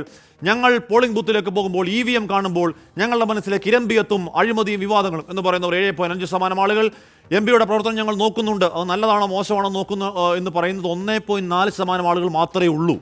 എന്ന് പറഞ്ഞാൽ എം പിയുടെ ആൻറ്റി ഇൻകുംബൻസി അല്ലെങ്കിൽ പ്രോ ഇൻകുംബൻസി നോക്കി വോട്ട് ചെയ്യുന്നവർ 1.4% ഉള്ളൂ കോഴിക്കോട് എന്ന് പറഞ്ഞ് എത്രത്തോളം പൊളിറ്റിക്കലാണ് മണ്ഡലം എന്നതിൻ്റെ സൂചന കൂടിയാണ്. മറ്റു വിഷയങ്ങൾ 3.2% ആളുകൾ എന്താണ് ഇതൊന്നുമല്ലാത്ത മറ്റു വിഷയങ്ങൾ എന്തൊക്കെയോ വിഷയങ്ങൾ സ്വാധീനിക്കുമെന്ന് പറയുകയാണ്. സെക്കൻഡ് ക്വസ്റ്റ്യൻ, സംസ്ഥാനത്തെ സാമ്പത്തിക പ്രതിസന്ധിക്ക് ഉത്തരവാദി ആര് എന്ന ചോദ്യത്തിന് അത് കേന്ദ്ര സർക്കാരാണ് ഉത്തരവാദി എന്ന് പറയുന്നവർ 44.1% ആളുകൾ, സംസ്ഥാന സർക്കാരാണെന്ന് പറയുന്നവർ 24.1% ആളുകൾ, ഇരുവരും ചേർന്നാണ് ഈ പ്രശ്നത്തിനൊക്കെ കാരണമെന്ന് പറയുന്നവർ 31.8% ആളുകൾ. നോക്കൂ, ഇതുവരെയുള്ള 2 മണ്ഡലങ്ങൾ ഒഴികെ ബാക്കി എല്ലാത്തിനും സാമ്പത്തിക പ്രതിസന്ധിക്ക് ഉത്തരവാദി കേന്ദ്ര സർക്കാരാണ് എന്നൊരു ബോധ്യത്തിലേക്ക് എല്ലാ മണ്ഡലങ്ങളും എന്ന് പറഞ്ഞാൽ ആറ്റിങ്ങിലും പത്തനംതിട്ടയും ഒഴിച്ച് ബാക്കി 6 മണ്ഡലങ്ങളും പറയുന്നത് യഥാർത്ഥ പ്രശ്നം, യഥാർത്ഥ പ്രശ്നക്കാർ അല്ലെങ്കിൽ മാടമ്പള്ളിയിൽ യഥാർത്ഥ മനോരോഗി കേന്ദ്ര സർക്കാരാണ് എന്ന് പറയുകയാണ്. ഓക്കെ, തേർഡ് ക്വസ്റ്റ്യൻ, സംസ്ഥാന സർക്കാരിൻ്റെ പ്രവർത്തനം വോട്ട് ചെയ്യുമ്പോൾ നിങ്ങൾ വിലയിരുത്തുമോ?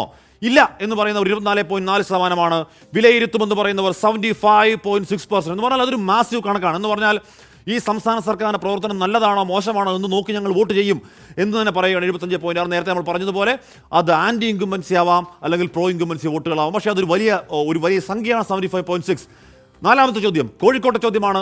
പൗരത്വ നിയമ ഭേദഗതി നിങ്ങളുടെ വോട്ടിനെ സ്വാധീനിക്കുമോ? സ്വാധീനിക്കും എന്ന് പറയുന്നവരുടെ എണ്ണം 61.6%, അത് സ്വാധീനിക്കില്ല എന്ന് പറയുന്നത് 38.4%. കോഴിക്കോടാണ്. അതൊരു പക്ഷേ ന്യൂനപക്ഷ രാഷ്ട്രീയത്തിൻ്റെ ഒരു വിളനിലമാണ് എന്ന് പറഞ്ഞാൽ അത് അങ്ങനെ പറഞ്ഞാൽ പോലെ അവരുടെ രാഷ്ട്രീയ പ്രശ്നങ്ങൾ വളരെ സജീവമായി ചർച്ച ചെയ്യുന്ന, അത് രാഷ്ട്രീയത്തിൽ അത് കൃത്യമായി പ്രതിഫലിക്കുന്ന, വോട്ടിങ്ങിൽ പ്രതിഫലിക്കുന്ന അവരുടെ സാംസ്കാരിക മുന്നേറ്റങ്ങളുടെ പ്രതിഷേധങ്ങളുടെയൊക്കെ ശക്തികേന്ദ്ര പ്രകടനമായി മാറുന്നതാണ് കോഴിക്കോട് ബീച്ച്. സ്വാധീനിക്കുമെന്ന് പറയുന്നു 61.6% ആളുകൾ.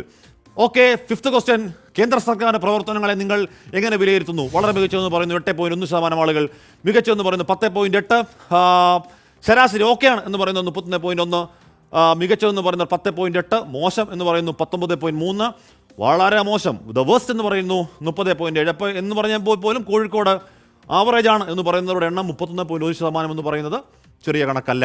സിക്സ്ത് ക്വസ്റ്റ്യൻ, പ്രതിപക്ഷ നേതാക്കളെ കേന്ദ്ര ഏജൻസി വേട്ടയാടലുണ്ട്, പൊളിറ്റിക്കൽ വിച്ച് ഹണ്ടിങ് ഉണ്ട് എന്ന് പറയുന്നവർ 43.4%, അതൊരു വലിയ കണക്കാണ്. അവിടെ കോഴിക്കോട് ഇല്ല, അങ്ങനെയൊന്നും ഇല്ല കേട്ടോ എന്ന് പറയുന്നവർ 18.9%, അറിയില്ല എന്ന് പറയുന്നവർ 37.7%. നോക്കൂ, നമ്മളുടെ 6 മാസം മുൻപ് നടന്ന മൂഡ് ട്രാക്കർ സർവേയിൽ നിന്നും 6 മാസങ്ങൾക്കിപ്പുറം എത്തുമ്പോൾ ED, NIA, CBI അടക്കമുള്ള അന്വേഷണ ഏജൻസികളെ ഉപയോഗിച്ചുകൊണ്ട് രാഷ്ട്രീയ വേട്ട കേന്ദ്രം ബോധപൂർവ്വം നടത്തുന്നുണ്ടോ എന്ന് ചോദ്യത്തിൽ ഉണ്ട് എന്ന് വിശ്വസിക്കുന്ന അല്ലെങ്കിൽ എന്ന ചിന്താമാറ്റത്തിലേക്ക് വന്ന വോട്ടർമാരുടെ എണ്ണം അത്ഭുതപ്പെടുന്നതാണ് എല്ലാ മണ്ഡലങ്ങളിലും. ഓക്കെ, സെവന്ത് ക്വസ്റ്റ്യൻ, കേരളത്തിൽ നിങ്ങൾ ഇഷ്ടപ്പെടുന്ന രാഷ്ട്രീയ നേതാവ് ആരെന്ന ചോദ്യത്തിന് പിണറായി വിജയൻ എന്ന മറുപടിയാണ് കോഴിക്കോടും. അത് 36.9%. രമേശ് ചെന്നിത്തലയ്ക്ക് അവിടെ വോട്ട് 19.2%. പ്രതിപക്ഷ നേതാവ് V D Satheesan 26.5%, K Surendran 13.2%, V Muraleedharan 3.3%. അവിടെ MV ഗോവിന്ദൻ്റെ അക്കമാണ് 0.9% ആളുകൾ മാത്രമാണ് അവിടെ MV ഗോവിന്ദൻ മികച്ച നേതാവ് എന്ന് പറയുമ്പോൾ പോലും പിണറായി വിജയൻ 36.9%. കോഴിക്കോടും വലിയ മുന്നേറ്റം അവിടെ കാഴ്ചവെക്കുന്നു മുഖ്യമന്ത്രി. കോഴിക്കോട്ടെ സുൽത്താൻ ആരാകും? രാഘവേട്ടനോ കരീമിക്കയോ? 24 ഇലക്ഷൻ അഭിപ്രായ സർവേ. The Election Specialist 24. അപ്പോൾ 7 ചോദ്യങ്ങൾ പൂർത്തിയാക്കുകയാണ്. 7 ചോദ്യങ്ങൾ നമുക്ക് എന്തെങ്കിലും സൂചന കിട്ടുന്നുണ്ടോ എന്ന് അറിയണം. എന്ന് പറഞ്ഞാൽ 7 പൊളിറ്റിക്കലി നിർണായകമായ ചോദ്യങ്ങളാണ്. ഞാൻ പാനലിസ്റ്റിലേക്ക് പോകുന്നു. ഡിയർ പാനൽ, അവിടെ ഒരു ചോദ്യം, നിങ്ങളുടെ വോട്ടിനെ സ്വാധീനിക്കുന്ന ഘടകം ഏതെന്ന് പറയുന്നതിൽ സ്ഥാനാർത്ഥി മികവ് 1.4%. അപ്പോൾ നോക്കൂ, അത്രത്തോളം രാഷ്ട്രീയമായി ചിന്തിക്കുന്ന ദേശീയ വിഷയങ്ങളടക്കം ഇലക്ട്രൽ ബോണ്ട് അടക്കമൊക്കെ നമ്മളവിടെ പോയതാണ്. ഇവിടെ രാഷ്ട്രീയം പറയാമെന്ന ചർച്ചയ്ക്ക് ഇലക്ട്രൽ ബോണ്ടിൻ്റെ അല്ലെങ്കിൽ ഈ പറഞ്ഞ എല്ലാ വിഷയങ്ങളുടെയും ഇഴകീറി പരിശോധിക്കുന്ന, നമുക്ക് പോലും അറിയാത്ത ഒരുപാട് വിവരങ്ങൾ ശേഖരിച്ചു വെച്ച സാധാരണ ചായക്കടക്കാരെയും വോട്ടർമാരെയും കണ്ട ഒരു സ്ഥലം കൂടിയാണ്.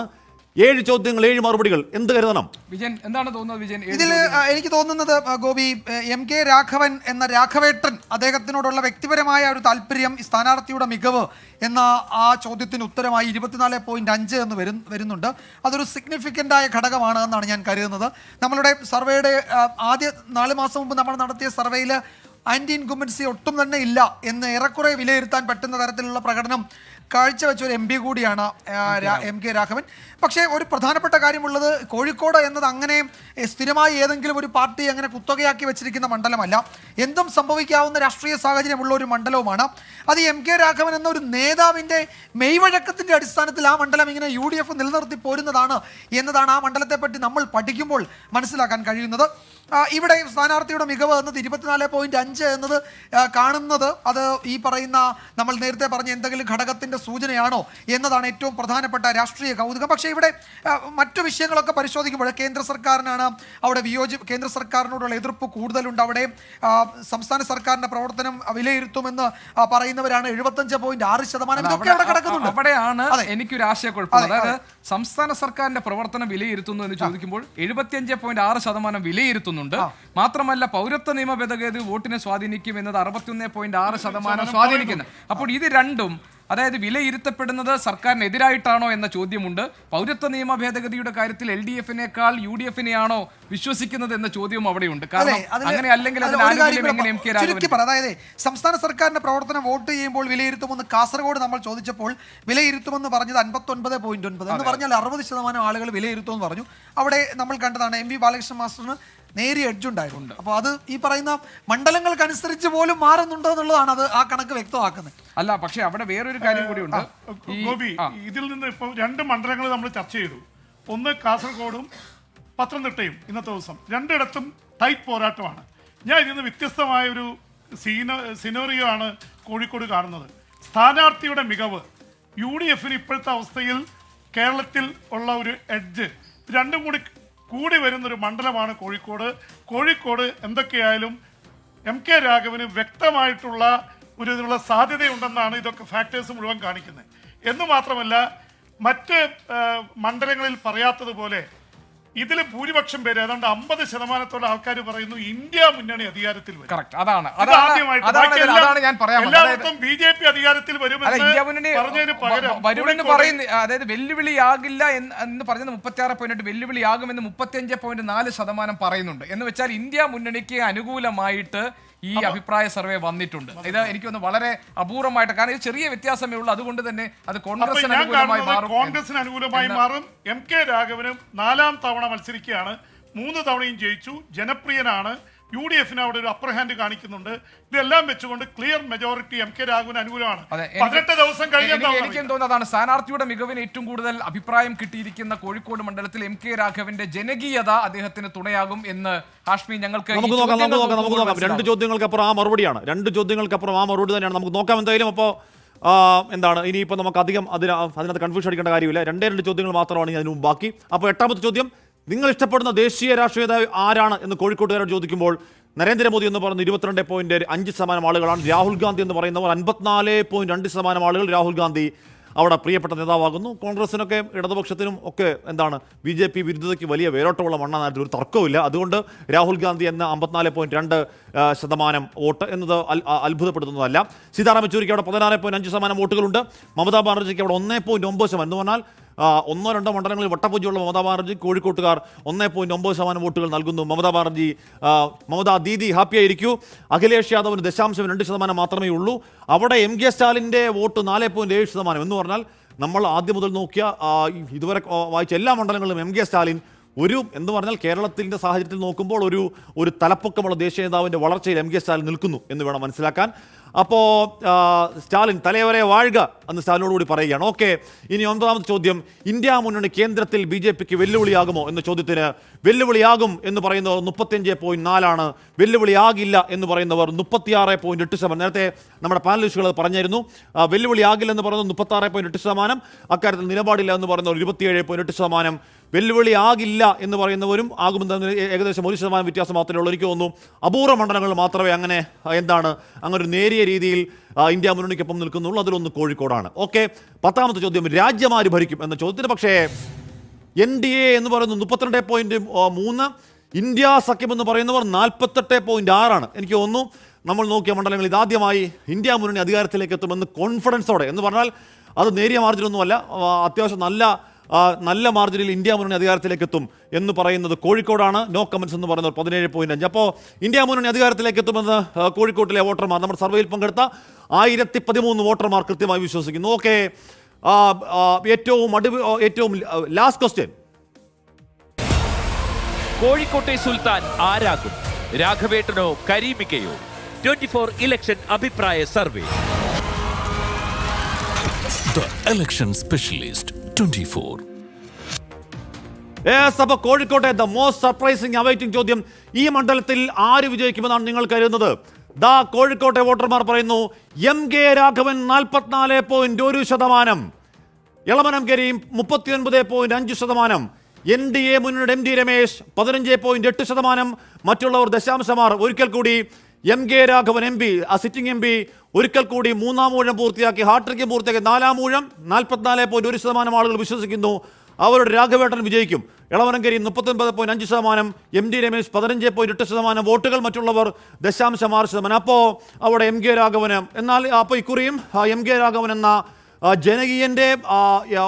ജനകീയനെ എല്ലാ ഭേദചിന്തകൾക്കും അതീതമായി കോഴിക്കോടിൻ്റെ രാഘവേട്ടനെ തടയാൻ എളമരം കരീമിനെ പോലെ ഒരു തലപ്പൊക്കത്തിന്, ഒരു വൻമരത്തിനാകുന്നില്ല. CITU അടക്കം അടിത്തട്ടിൽ സംഘടനാ പ്രവർത്തനം നടത്തി ശക്തമായ സംഘടനാ പാടവത്തിൻ്റെ കരുത്തിനും രാജ്യസഭ MP എന്ന നിലയ്ക്ക് കാര്യക്ഷമമായി നടത്തിയ ഇടപെടലുകളോ വ്യവസായ മന്ത്രി എന്ന നിലയ്ക്ക് നടത്തിയ കാര്യങ്ങളൊന്നും MK രാഘവൻ്റെ അസാമാന്യമായ ജനകീയതയെ മറികടക്കാനാവുന്നില്ല എന്നത് പ്രധാനമാണ്. 2% എഡ്ജ് മറിഞ്ഞുകൂടാ എന്നില്ല. പക്ഷേ ഇലക്ഷന് 18 നാൾ ബാക്കി നിൽക്കെ MK രാഘവന് തന്നെയാണ് കോഴിക്കോട് ഒരു ക്ലിയർ എഡ്ജ്. അഖിൽ സുരേഷിനെ ഒരിക്കൽ കൂടി കോർ CEO അഖിൽ, അല്ലേ, MK രാഘവന്റെ ജനകീയതയെ മറികടക്കാൻ എളമരം കരീമിന്റെ സംഘടനാ പാഠത്തിന് കഴിയുന്നില്ല, അല്ലേ? തീർച്ചയായിട്ടും ഹാഷ്മി, നമ്മൾ കോഴിക്കോട് മണ്ഡലത്തിൽ കോഴിക്കോട് നോർത്ത്, സൗത്ത്, ബേപ്പൂർ, കൊടുവള്ളി ഈ 4 മണ്ഡലങ്ങളാണ് നമ്മൾ സർവേക്ക് സാമ്പിളുകൾ ശേഖരിക്കാനായിട്ട് അസംബ്ലി മണ്ഡലങ്ങൾ സെലക്ട് ചെയ്തത്. ആ മണ്ഡലങ്ങൾ സെലക്ട് ചെയ്യാനുള്ള കാരണം നമുക്കറിയാം, ഇസ്രായേൽ പാലസ്തീൻ വിഷയങ്ങളുടെ സമരകേന്ദ്രം അല്ലെങ്കിൽ CA പൗരത്വ വിഷയവുമായി ബന്ധപ്പെട്ട അല്ലെങ്കിൽ ന്യൂനപക്ഷങ്ങൾ പ്രത്യേകിച്ച് മുസ്ലിം വിഭാഗവുമായി ബന്ധപ്പെട്ട എല്ലാ സമരങ്ങളുടെയും അല്ലെങ്കിൽ പ്രക്ഷോഭങ്ങളുടെയും തലസ്ഥാനം എന്ന് പറയാവുന്ന കോഴിക്കോട് ഇത്തവണ ഇടതുപക്ഷം അവിടെ ഒരു മുസ്ലിം വിഭാഗത്തിലൊരു സ്ഥാനാർത്ഥി എളമരം കരീം എന്ന് അവർ വിളിക്കുന്ന കരീമിക്കെ സ്ഥാനാർത്ഥിയാക്കുന്നു. MK രാഘവൻ അവിടെ സിറ്റിംഗ് MP മത്സരിക്കുന്നു. അപ്പം നമ്മളവിടെ പ്രധാനമായി പരിശോധിച്ചത് ന്യൂനപക്ഷ വോട്ടുകൾ LDF സ്ഥാനാർത്ഥി എളമരം കരീമിന് അനുകൂലമാകുമോ? അതായത് കൊടുവള്ളി പോലുള്ള UDF, നമുക്കറിയാം ബേപ്പൂർ, നോർത്ത്, സൗത്ത്, അതെ, ഈ 4 മണ്ഡലങ്ങൾ മുസ്ലിം വിഭാഗത്തിന്. ഇപ്പോൾ നമുക്ക് ബാക്കി അവശേഷിക്കുന്ന 3 മണ്ഡലങ്ങൾ അറിയാം, ബാലുശ്ശേരി, എലത്തൂർ മണ്ഡലങ്ങളിലൊക്കെ മുസ്ലിം വോട്ടുകൾ താരതമ്യേന മറ്റ് മണ്ഡലങ്ങളെ അപേക്ഷിച്ച് കുറവാണ്. പക്ഷേ ഈ പൗരത്വ വിഷയമായിക്കോട്ടെ അല്ലെങ്കിൽ CA പ്രക്ഷോഭങ്ങളായിക്കോട്ടെ ഇടതുപക്ഷം വളരെ ശക്തമായി മലബാർ മേഖലയിൽ അല്ലെങ്കിൽ വടക്കൻ കേരളത്തിൽ ഉന്നയിക്കുമ്പോഴും ഈ ന്യൂനപക്ഷങ്ങളുടെ വോട്ട് എളമരം കരീമിന് അനുകൂലമാകുന്നുണ്ടോ എന്ന് പരിശോധിക്കാനാണ് നമ്മൾ ഈ 4 മണ്ഡലങ്ങൾ പ്രത്യേകമായി പരിഗണിച്ചത്. പക്ഷേ ഈ മണ്ഡലങ്ങൾ പരിഗണിക്കുമ്പോഴും നമുക്ക് മനസ്സിലാക്കിയത് വലിയ രീതിയിലുള്ള ഒരു പിന്തുണ ഈ പ്രക്ഷോഭങ്ങൾ നടത്തിയിട്ട് പോലും രാഘവന്റെ ജനപ്രിയതയ്ക്ക് മുന്നിൽ എളമരം കരീമിന് അത് വോട്ടാക്കി മാറ്റാൻ കഴിയുന്നില്ല. ഈ സർവേയിൽ ഏകദേശം ഒരു 4.95% കൃത്യമായ ഒരു എഡ്ജ് നമുക്കറിയാം. കഴിഞ്ഞ തെരഞ്ഞെടുപ്പിൽ സ്റ്റിംഗ് ഓപ്പറേഷനൊക്കെ നടന്ന് ഒരുപക്ഷെ MK രാഘവൻ ഏറ്റവും അധികം പ്രതിസന്ധി നേരിട്ട ഒരു തെരഞ്ഞെടുപ്പ് കഴിഞ്ഞ തെരഞ്ഞെടുപ്പായിരുന്നു. അന്ന് ഏറ്റവും ജനകീയനായ MLA പ്രദീപ് കുമാർ മത്സരിച്ചിട്ട് പോലും ആ രാഹുൽ ഗാന്ധി തർക്കത്തിലൊക്കെ വലിയ ഭൂരിപക്ഷത്തിൽ MK രാഘവന് ജയിക്കാൻ കഴിഞ്ഞു. അപ്പോൾ തുടർച്ചയായ 3 വിജയങ്ങൾ ജയിക്കുന്നു. അപ്പോൾ അദ്ദേഹത്തിൻ്റെ ജനപ്രീതി തന്നെയാണ്. പക്ഷേ ഇതിനകത്തൊരു നമ്മളവിടെ ഫീൽഡിൽ നടത്തിയപ്പോൾ മനസ്സിലാക്കിയത് വടകരയിൽ അതിശക്തമായ മത്സരം നടക്കുന്നത് കൊണ്ട് DCC മറ്റ് ഭാരവാഹികളൊക്കെ വടകരയിലേക്ക് പോകുന്നത് കൊണ്ട് ഇവരുടെ തെരഞ്ഞെടുപ്പ് പ്രചരണങ്ങൾ ചുക്കാൻ പിടിക്കാൻ കോൺഗ്രസ് നേതൃത്വം അല്ല DCCക്ക് പ്രശ്നമുണ്ടോ എന്ന് ഉള്ള ഒരു സൂചനയും നമുക്ക് സർവേ നടത്തുമ്പോൾ എന്തായാലും അന്ന് MP വീരേന്ദ്രകുമാറിന്റെ കയ്യിൽ നിന്ന് മുഹമ്മദ് റിയാസിന് പിടിച്ചെടുത്ത സീറ്റ് കൊടുത്തു. അന്ന് MK രാഘവൻ 800 എന്ന് പറഞ്ഞാൽ 900 താഴെ വോട്ടുകൾക്ക് 883 വോട്ടുകൾക്ക് എന്തോ ജയിച്ചു. രണ്ടാം തവണ വിജയരാഘവൻ അത് 16,000-ലേക്ക് ഭൂരിപക്ഷം ഉയർന്നു. 3-ാം തവണ പ്രദീപ് കുമാർ MLA എന്ന് പറഞ്ഞാൽ ഏറ്റവും ജനകീയന MLA നിൽക്കുമ്പോൾ 1,80,000-ന് മുകളിലേക്കാണ് കുത്തനെയുള്ള ഭൂരിപക്ഷം. അപ്പോൾ MK രാഘവനെ പിടിച്ചു കെട്ടാവുന്നില്ല. ഡിയർ പാനലിലേക്ക് വന്നു. ഡിയർ പാനൽ, നമുക്കൊരു പരീക്ഷണം നടത്താം എന്ന് പറഞ്ഞാൽ നമുക്കിപ്പോൾ MK രാഘവൻ MP ഫോണിൽ വിളിക്കാം. ഇപ്പോൾ എന്തായാലും തെരഞ്ഞെടുപ്പ് തിരക്കായിരിക്കുമല്ലോ. ഇപ്പോൾ ചിലപ്പോൾ മിക്കവാറും ഫോൺ എടുക്കും. അഥവാ ഫോൺ എടുത്തില്ലെങ്കിൽ ഞാൻ ഉറപ്പ് പറയുന്നു, ഈ ഷോ കഴിയുന്നതിന് മുൻപ് തന്നെ തിരിച്ച് കോൾ വരും. നമ്മൾ ഫോൺ എടുത്താൽ MK രാഘവനാണേ ഹലോ എന്നൊരു കോൾ വരുന്നൊരു ഉറപ്പാണ്. അത് കോഴിക്കോടിൻ്റെ പൊതു അനുഭവമാണ്. ആ ജനകീയതയ്ക്ക് തടയിടാൻ കഴിയുന്നില്ല കരീമിന്. അത്ഭുതപ്പെടാനുണ്ടോ? അത്ഭുതപ്പെടാനില്ല ഹാഷ്മി. പക്ഷേ വളരെ ജനകീയ മുഖമുള്ള ഒരു തൊഴിലാളി നേതാവ് എന്ന നിലയിൽ തന്നെയാണ് എളമരം കരീമിനെയും ഇടതുമുന്നണി ഇത്തവണ അവിടെ മത്സരരംഗത്തേക്ക് കൊണ്ടുവന്നിരിക്കുന്നത്. പക്ഷേ നമുക്ക് അറിയാം MK രാഘവനുള്ള ജനപ്രീതി അത് നേരത്തെ ഹാഷ്മി പറഞ്ഞതുപോലെ തന്നെ ഓരോ തവണയും അദ്ദേഹം മത്സരരംഗത്ത്, ഇതിപ്പോൾ അദ്ദേഹത്തിന്റെ 4ാം തവണയാണ് അദ്ദേഹം കോഴിക്കോട് മണ്ഡലത്തിൽ ജനവിധി തേടുന്നത്. അപ്പോൾ ഓരോ തവണയും ഭൂരിപക്ഷം ഉയർത്താൻ MK രാഘവന് കഴിഞ്ഞിട്ടുണ്ട്. അത് അദ്ദേഹം ഉണ്ടാക്കിയിട്ടുള്ള ഒരു ജനകീയ അടിത്തറയുടെ ഫലം തന്നെയാണ്. ജനപ്രിയനായിട്ടുള്ള MP എന്ന നിലയിൽ MK രാഘവന് വോട്ടുകൾ സമാഹരിക്കാൻ കഴിയും. എനിക്ക് അറിയേണ്ടത് PP ഇതിനകത്ത് ഇപ്പോൾ താങ്കൾ നേരത്തെ പറഞ്ഞതുപോലെ തന്നെ MK രാഘവന്റെ ഒരു ജനകീയതയെ അല്ലെങ്കിൽ ഒരു ജനപ്രിയതയെ മറികടക്കുക എളുപ്പമല്ല എന്നുള്ളതാണ്. അപ്പോൾ പിന്നെ എന്ത് കാൽക്കുലേഷൻ ആയിരിക്കും ഇടതുമുന്നണി കോഴിക്കോട് നടത്തുന്നുണ്ടാവുക? കാരണം അവിടെ കഴിഞ്ഞ തവണ 2019 ഇപ്പോൾ അവിടുത്തെ BJP സ്ഥാനാർത്ഥിയൊക്കെ എനിക്കൊന്ന് പ്രകാശ് ബാബു ആയിരുന്നു. 1,61,000 വോട്ട് പിടിച്ചു. ഇവിടെ MT രമേശ് ഇത്തവണ മത്സര രംഗത്തുണ്ട്. അതൊക്കെ എന്തെങ്കിലും തരത്തിൽ ഈ വിജയ സാധ്യതകളെ സംസാരിക്കുമ്പോഴേ ഗോപി ഒരു ഇത് വരുന്നത്, എല്ലായിടത്തും ജനകീയ നേതാവ് പിണറായി വിജയൻ, പക്ഷേ UDF വലിയ പലരും ചോദിക്കുന്നൊരു ചോദ്യമാണ്. പക്ഷെ അതിൽ നമ്മുടെ കാൽക്കുലേഷനിൽ സർവേയിൽ നമുക്കൊരു തെറ്റുപറ്റിയെന്ന് ഞാൻ പറയുന്നില്ല, അത് ക്ലാരിറ്റി വരേണ്ടതുണ്ട്. പിണറായി വിജയൻ ഇവിടെ 36% വോട്ടാണ് കാണിച്ചിരിക്കുന്നത്. അതേസമയം 9. അതേസമയം രമേശ് ചെന്നിത്തലയ്ക്കും VD സതീശനും കൂടി 46% വോട്ടുണ്ട്. ഈ 2 വോട്ടും കോൺഗ്രസിന്റെ ലീഡേഴ്സിന് കിട്ടിയ വോട്ടാണ്. അപ്പൊ പിണറായി വിജയൻ എന്ന നേതാവിന് CPM അല്ലെങ്കിൽ ഇടതുപക്ഷത്തെ ഏകപക്ഷീയമായി നേതാവ് എന്ന നിലയിൽ അൺക്വസ്റ്റ്യനബിൾ ലീഡറായിട്ട് നിൽക്കുന്നു. ഇവിടെ പെർസെൻറ്റേജ് ഡിവൈഡ് ചെയ്ത് പോയതുകൊണ്ട് മാത്രമാണ് 46% കോൺഗ്രസ് നേതാക്കൾക്കും പിണറായി വിജയന് 36%, 10% ലീഡ്.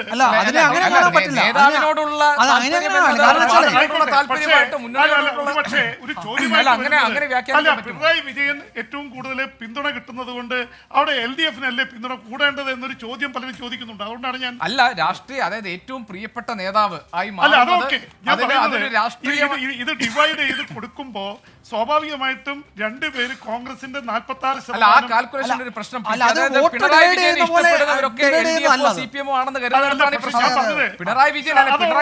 ഏത് നേതാവായിക്കോട്ടെ നേതാവിനെ പാർട്ടിക്ക് അതീതമായി ഇഷ്ടപ്പെടാൻ ജനപ്രിയനാകാം. കേരളത്തിന്റെ മുഖ്യമന്ത്രിക്ക് ഒരു അപ്രഹാരം ഉണ്ട് എല്ലാവരേക്കാൾ. കേരളത്തിന്റെ മുഖ്യമന്ത്രിക്ക് പ്രത്യേകിച്ച് CPM-ൽ ഇതുവരെ ഇപ്പോഴത്തെ അവസ്ഥയിൽ ചോദ്യം ചെയ്യപ്പെടാത്ത നേതാവ് എന്ന നിലയിൽ എന്ന് പറഞ്ഞാൽ പിണറായി വിജയൻ 36.9% പറയുമ്പോൾ അവിടെ രമേശ് ചെന്നിത്തല പ്ലസ് VD സതീശൻ എന്ന് പറയുന്നത് UDFന്റെ വോട്ട് കൂടിയാണ്. എന്നാൽ പിണറായി നമ്മൾ വോട്ട് ഷെയർ ചെയ്യുന്ന പോലെ നേതാവിന്റെ ജനപ്രിയതയെ കാണരുത്. അത് CPM-ഓ കോൺഗ്രസ് BJP എന്ന മട്ടിൽ കാണേണ്ടതല്ല. ഇത് കോമൺ പീപ്പിൾ ഒരു നേതാവിനെ ഇഷ്ടപ്പെടുകയാണ്. അവിടെ UDF അല്ലല്ല, ഇത് കോൺഗ്രസിൽ A ഗ്രൂപ്പും I ഗ്രൂപ്പും കൂടാതെ AK ആന്റണിക്കും K കരുണാകരനും വോട്ടുണ്ടായിരുന്നു. അത് രണ്ടും കൂടെ ചേർക്കുമ്പോൾ എല്ലാ തവണ UDF അധികാരത്തിലില്ല.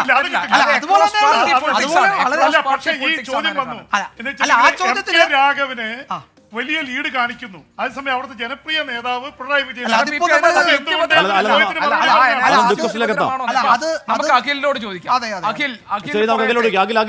അഖിൽ ഇത് ആദ്യം മുതലുള്ള സംശയമാണ്. എന്നാൽ നമ്മുടെ ബിഗ് ക്വസ്റ്റൻ അത് തന്നെയായിരുന്നു. അതിന്റെ ക്രൂഷ്യൽ ഉത്തരത്തിലേക്ക് നമ്മൾ വരാനിരിക്കുന്നു. എങ്കിൽ കൂടിയും നമ്മുടെ പാനലിൽ അത്ര തർക്കം ഉയർന്ന സാഹചര്യത്തിൽ എങ്ങനെയാണ് പിണറായി വിജയൻ എന്ന് പറയുന്ന നേതാവിന് ഇപ്പോൾ ഇത് ഇഷ്ടപ്പെടുന്ന, ഹൃദയത്തോട് ചേർക്കുന്ന നേതാവ് എന്നുള്ള നിലയ്ക്കാണോ, അതോ ഒരു പ്രോമിനന്റ് നേതാവ് എന്ന് പറഞ്ഞാൽ ഒരു തലപ്പൊക്കമുള്ള നേതാവ് എന്നുള്ള നിലയ്ക്കാണോ പിണറായി വിജയന്റെ പേരിന് ഒട്ടുമിക്ക എല്ലാ മണ്ഡലങ്ങളിലും ഏറ്റവും കൂടുതൽ ആളുകൾ നോട്ടീസ് ചെയ്യുന്ന നേതാവ് എന്ന കോളത്തിലേക്ക് പിണറായി വിജയൻ 1ാം സ്ഥാനത്ത് വരുന്നെങ്കിൽ?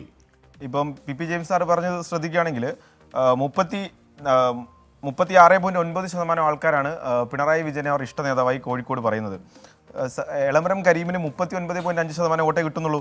44.1% വോട്ട് MK രാഘവൻ അവിടെ നേടുമ്പോൾ VD സതീശനും രമേശ് ചെന്നിത്തലയും തമ്മിൽ കൂട്ടുമ്പോൾ ഏകദേശം 44-45% വോട്ട് UDFനോടുണ്ട്. അപ്പം കണക്ക് പരിശോധിക്കുമ്പോൾ UDFന്റെ വോട്ടുകൾ 2 നേതാക്കൾക്കായി സ്പ്ലിറ്റ് ചെയ്ത് പോകുന്നത് അതിലൊരു സംശയം, അത് വോട്ടാണോ അഖിലെ?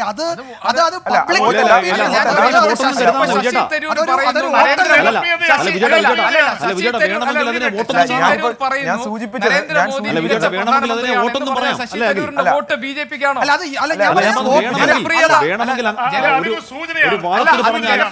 ഒരു വാദത്തിന് പറഞ്ഞാൽ LDFന്റെ Pinarayi Vijayan plus MV Govindan equal to VDS plus ചെന്നിത്തലയാണോ എന്ന് വേണമെങ്കിൽ വാദം നോക്കാം.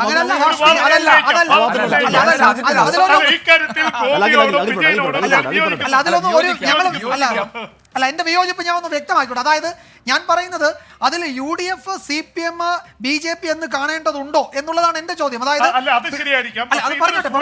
അല്ല, പിണറായി വിജയൻ എന്ന് പറയുമ്പോൾ പിണറായി വിജയൻ എന്ന ഒരു നേതാവിനോടുള്ള ഇഷ്ടം എന്ന് പറയുന്നത് അത് കേവലം LDF, UDF, BJP എന്ന മട്ടിൽ കാണേണ്ടതാണോ കോഴിക്കോട്ടെ കാര്യത്തിൽ?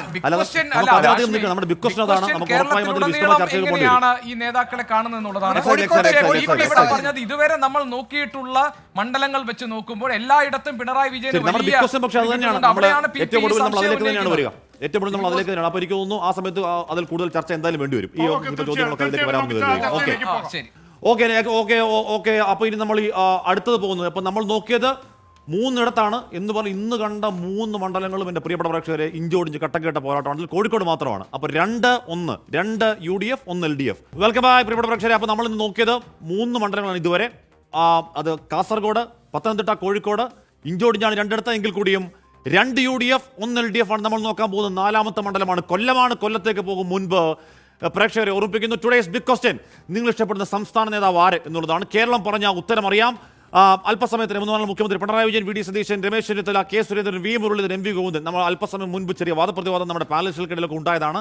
അപ്പോൾ അത് സ്റ്റേറ്റ് വേർഡിലേക്ക് വരുമ്പോൾ ആ കണക്കുകൾക്ക് ഒരു മാറ്റം ഉണ്ടാകുമോ, എന്തെങ്കിലും സൂചനയുണ്ടോ എന്നതിൻ്റെ ഏറ്റവും ക്രൂഷ്ടായ ഒരു മറുപടിയാണ് പ്രിയപ്പെട്ട പ്രേക്ഷകർ കാത്തിരിക്കണം. അപ്പോൾ 3 മണ്ഡലങ്ങൾ പൂർത്തിയാക്കുമ്പോൾ 3-ൽ 2 UDF, LDF. 4ാമത്തെ മണ്ഡലം സാക്ഷാൽ കൊല്ലമാണ്. അവിടെ ഇത്തവണത്തെ പ്രധാന ചോദ്യം എന്താണ്? NK പ്രേമചന്ദ്രൻ എന്ന പാർലമെന്ററി അധികാരിയെ തളച്ചിടാൻ, അട്ടിമറിക്കാൻ CPM-ന് കഴിയുമോ എന്ന് തന്നെയാണ് ഒരു തർക്കം അക്കാര്യത്തിലില്ല. സാംസ്കാരിക മുന്നേറ്റങ്ങളുടെ കൊല്ലം, കരുത്തുറ്റ തൊഴിലാളി പ്രസ്ഥാനങ്ങളുടെ കോട്ടകളായ കോട്ടകൊത്തനങ്ങളുള്ള കൊല്ലം, താരപരിവേഷങ്ങൾ മാറ്റിരിക്കുന്ന കൊല്ലം, അങ്ങനെ ഒരുപാട് വിശേഷങ്ങൾ. ഇക്കുറി കൊല്ലത്തെ കാറ്റുമാറി വീശുമോ? പ്രേമചന്ദ്രന് ഈസി വാക്ക് ഓവർ എന്ന ആദ്യഘട്ടത്തിൽ UDF പറഞ്ഞ പെർസെപ്ഷൻ ഇപ്പോഴുണ്ടോ? ഈസിയാണ് UDF-ന്. 10 ചോദ്യങ്ങൾ, വോട്ടിലേക്ക് നയിക്കുന്ന 10 പ്രധാന ഇൻഡെക്സുകൾ, സൂചകങ്ങൾ വരുന്നു. ശേഖരിച്ച അസംബ്ലി സാമ്പിളുകൾ കൊല്ലം, കുണ്ട്ര, ചവറ, ചാത്തന്നൂരൊക്കെയാണ്. ഓക്കെ, ആദ്യ ചോദ്യം, നിങ്ങളുടെ വോട്ടിനെ സ്വാധീനിക്കുന്ന ഘടകം ഏതാണ് എന്ന ചോദ്യത്തിന് വിലക്കയറ്റം എന്ന് പറയുന്നവർ 20.4% ആളുകൾ പറയുകയാണ്. രാഷ്ട്രീയമാണെന്ന് പറയുന്നവർ 17.4%. സ്ഥാനാർത്ഥി മികവ് എന്ന് പറയുന്നത് 24.6%. അത് കൊല്ലത്തെ സംബന്ധിച്ച് ഒരു പ്രധാനപ്പെട്ട കണക്കാണ് കേട്ടോ. 24.6 എന്ന് പറയുന്ന ആ കണക്ക്. തൊഴിലില്ലായ്മ നിരക്ക് 2.7% എന്ന് പറയുന്നു. വികസനം എന്ന് പറയുന്നവർ 14.7%. അഴിമതിയും വിവാദങ്ങളും ഞങ്ങളുടെ മനസ്സിലേക്ക് ഇരമ്പി ആർക്കും എന്ന് പറയുന്നത് 2.8%. സിറ്റിംഗ് എംപിയുടെ പ്രവർത്തനം എന്ന് പറയുന്നു 15% ആളുകൾ. മറ്റു വിഷയങ്ങൾ ആണ് ഞങ്ങളെ സ്വാധീനിക്കുക എന്ന് പറയുന്നവർ 2.4%. ഉള്ളൂ. ഓക്കെ, സെക്കൻഡ് ക്വസ്റ്റ്യൻ, സംസ്ഥാനത്തെ സാമ്പത്തിക പ്രതിസന്ധിക്ക് ഉത്തരവാദി ആരാണ് എന്ന ചോദ്യത്തിന് അത് കേന്ദ്ര സർക്കാരാണ് എന്ന് പറയുന്നവർ 39.5% ആളുകളാണ്. അതല്ല, സംസ്ഥാന സർക്കാരാണെന്ന് പറയുന്നവർ 32.4%. ഇരുവരും ചേർന്നാണ് ഈ പ്രശ്നങ്ങൾക്ക്, ഈ പുകലിന് കാരണം എന്ന് പറയുന്നവർ 28.1% പറയുമ്പോൾ തന്നെ അതാ ഇവിടെയും കൊല്ലത്തേക്ക് വരുമ്പോഴും സംസ്ഥാനത്തിൻ്റെ സാമ്പത്തിക പ്രതിസന്ധിക്ക് സംസ്ഥാന സർക്കാരിൻ്റെ മാത്രം കുറ്റമല്ല, അതിൽ പ്രധാന റോൾ വഹിക്കുന്നത്, പ്രധാന പങ്കുകാരൻ കേന്ദ്രമാണ് എന്ന ബോധ്യത്തിലേക്ക് കൊല്ലത്തെ വോട്ടർമാരും കരുതുന്നു എന്ന് വേണം കരുതാൻ. അത് ചെറുതല്ല.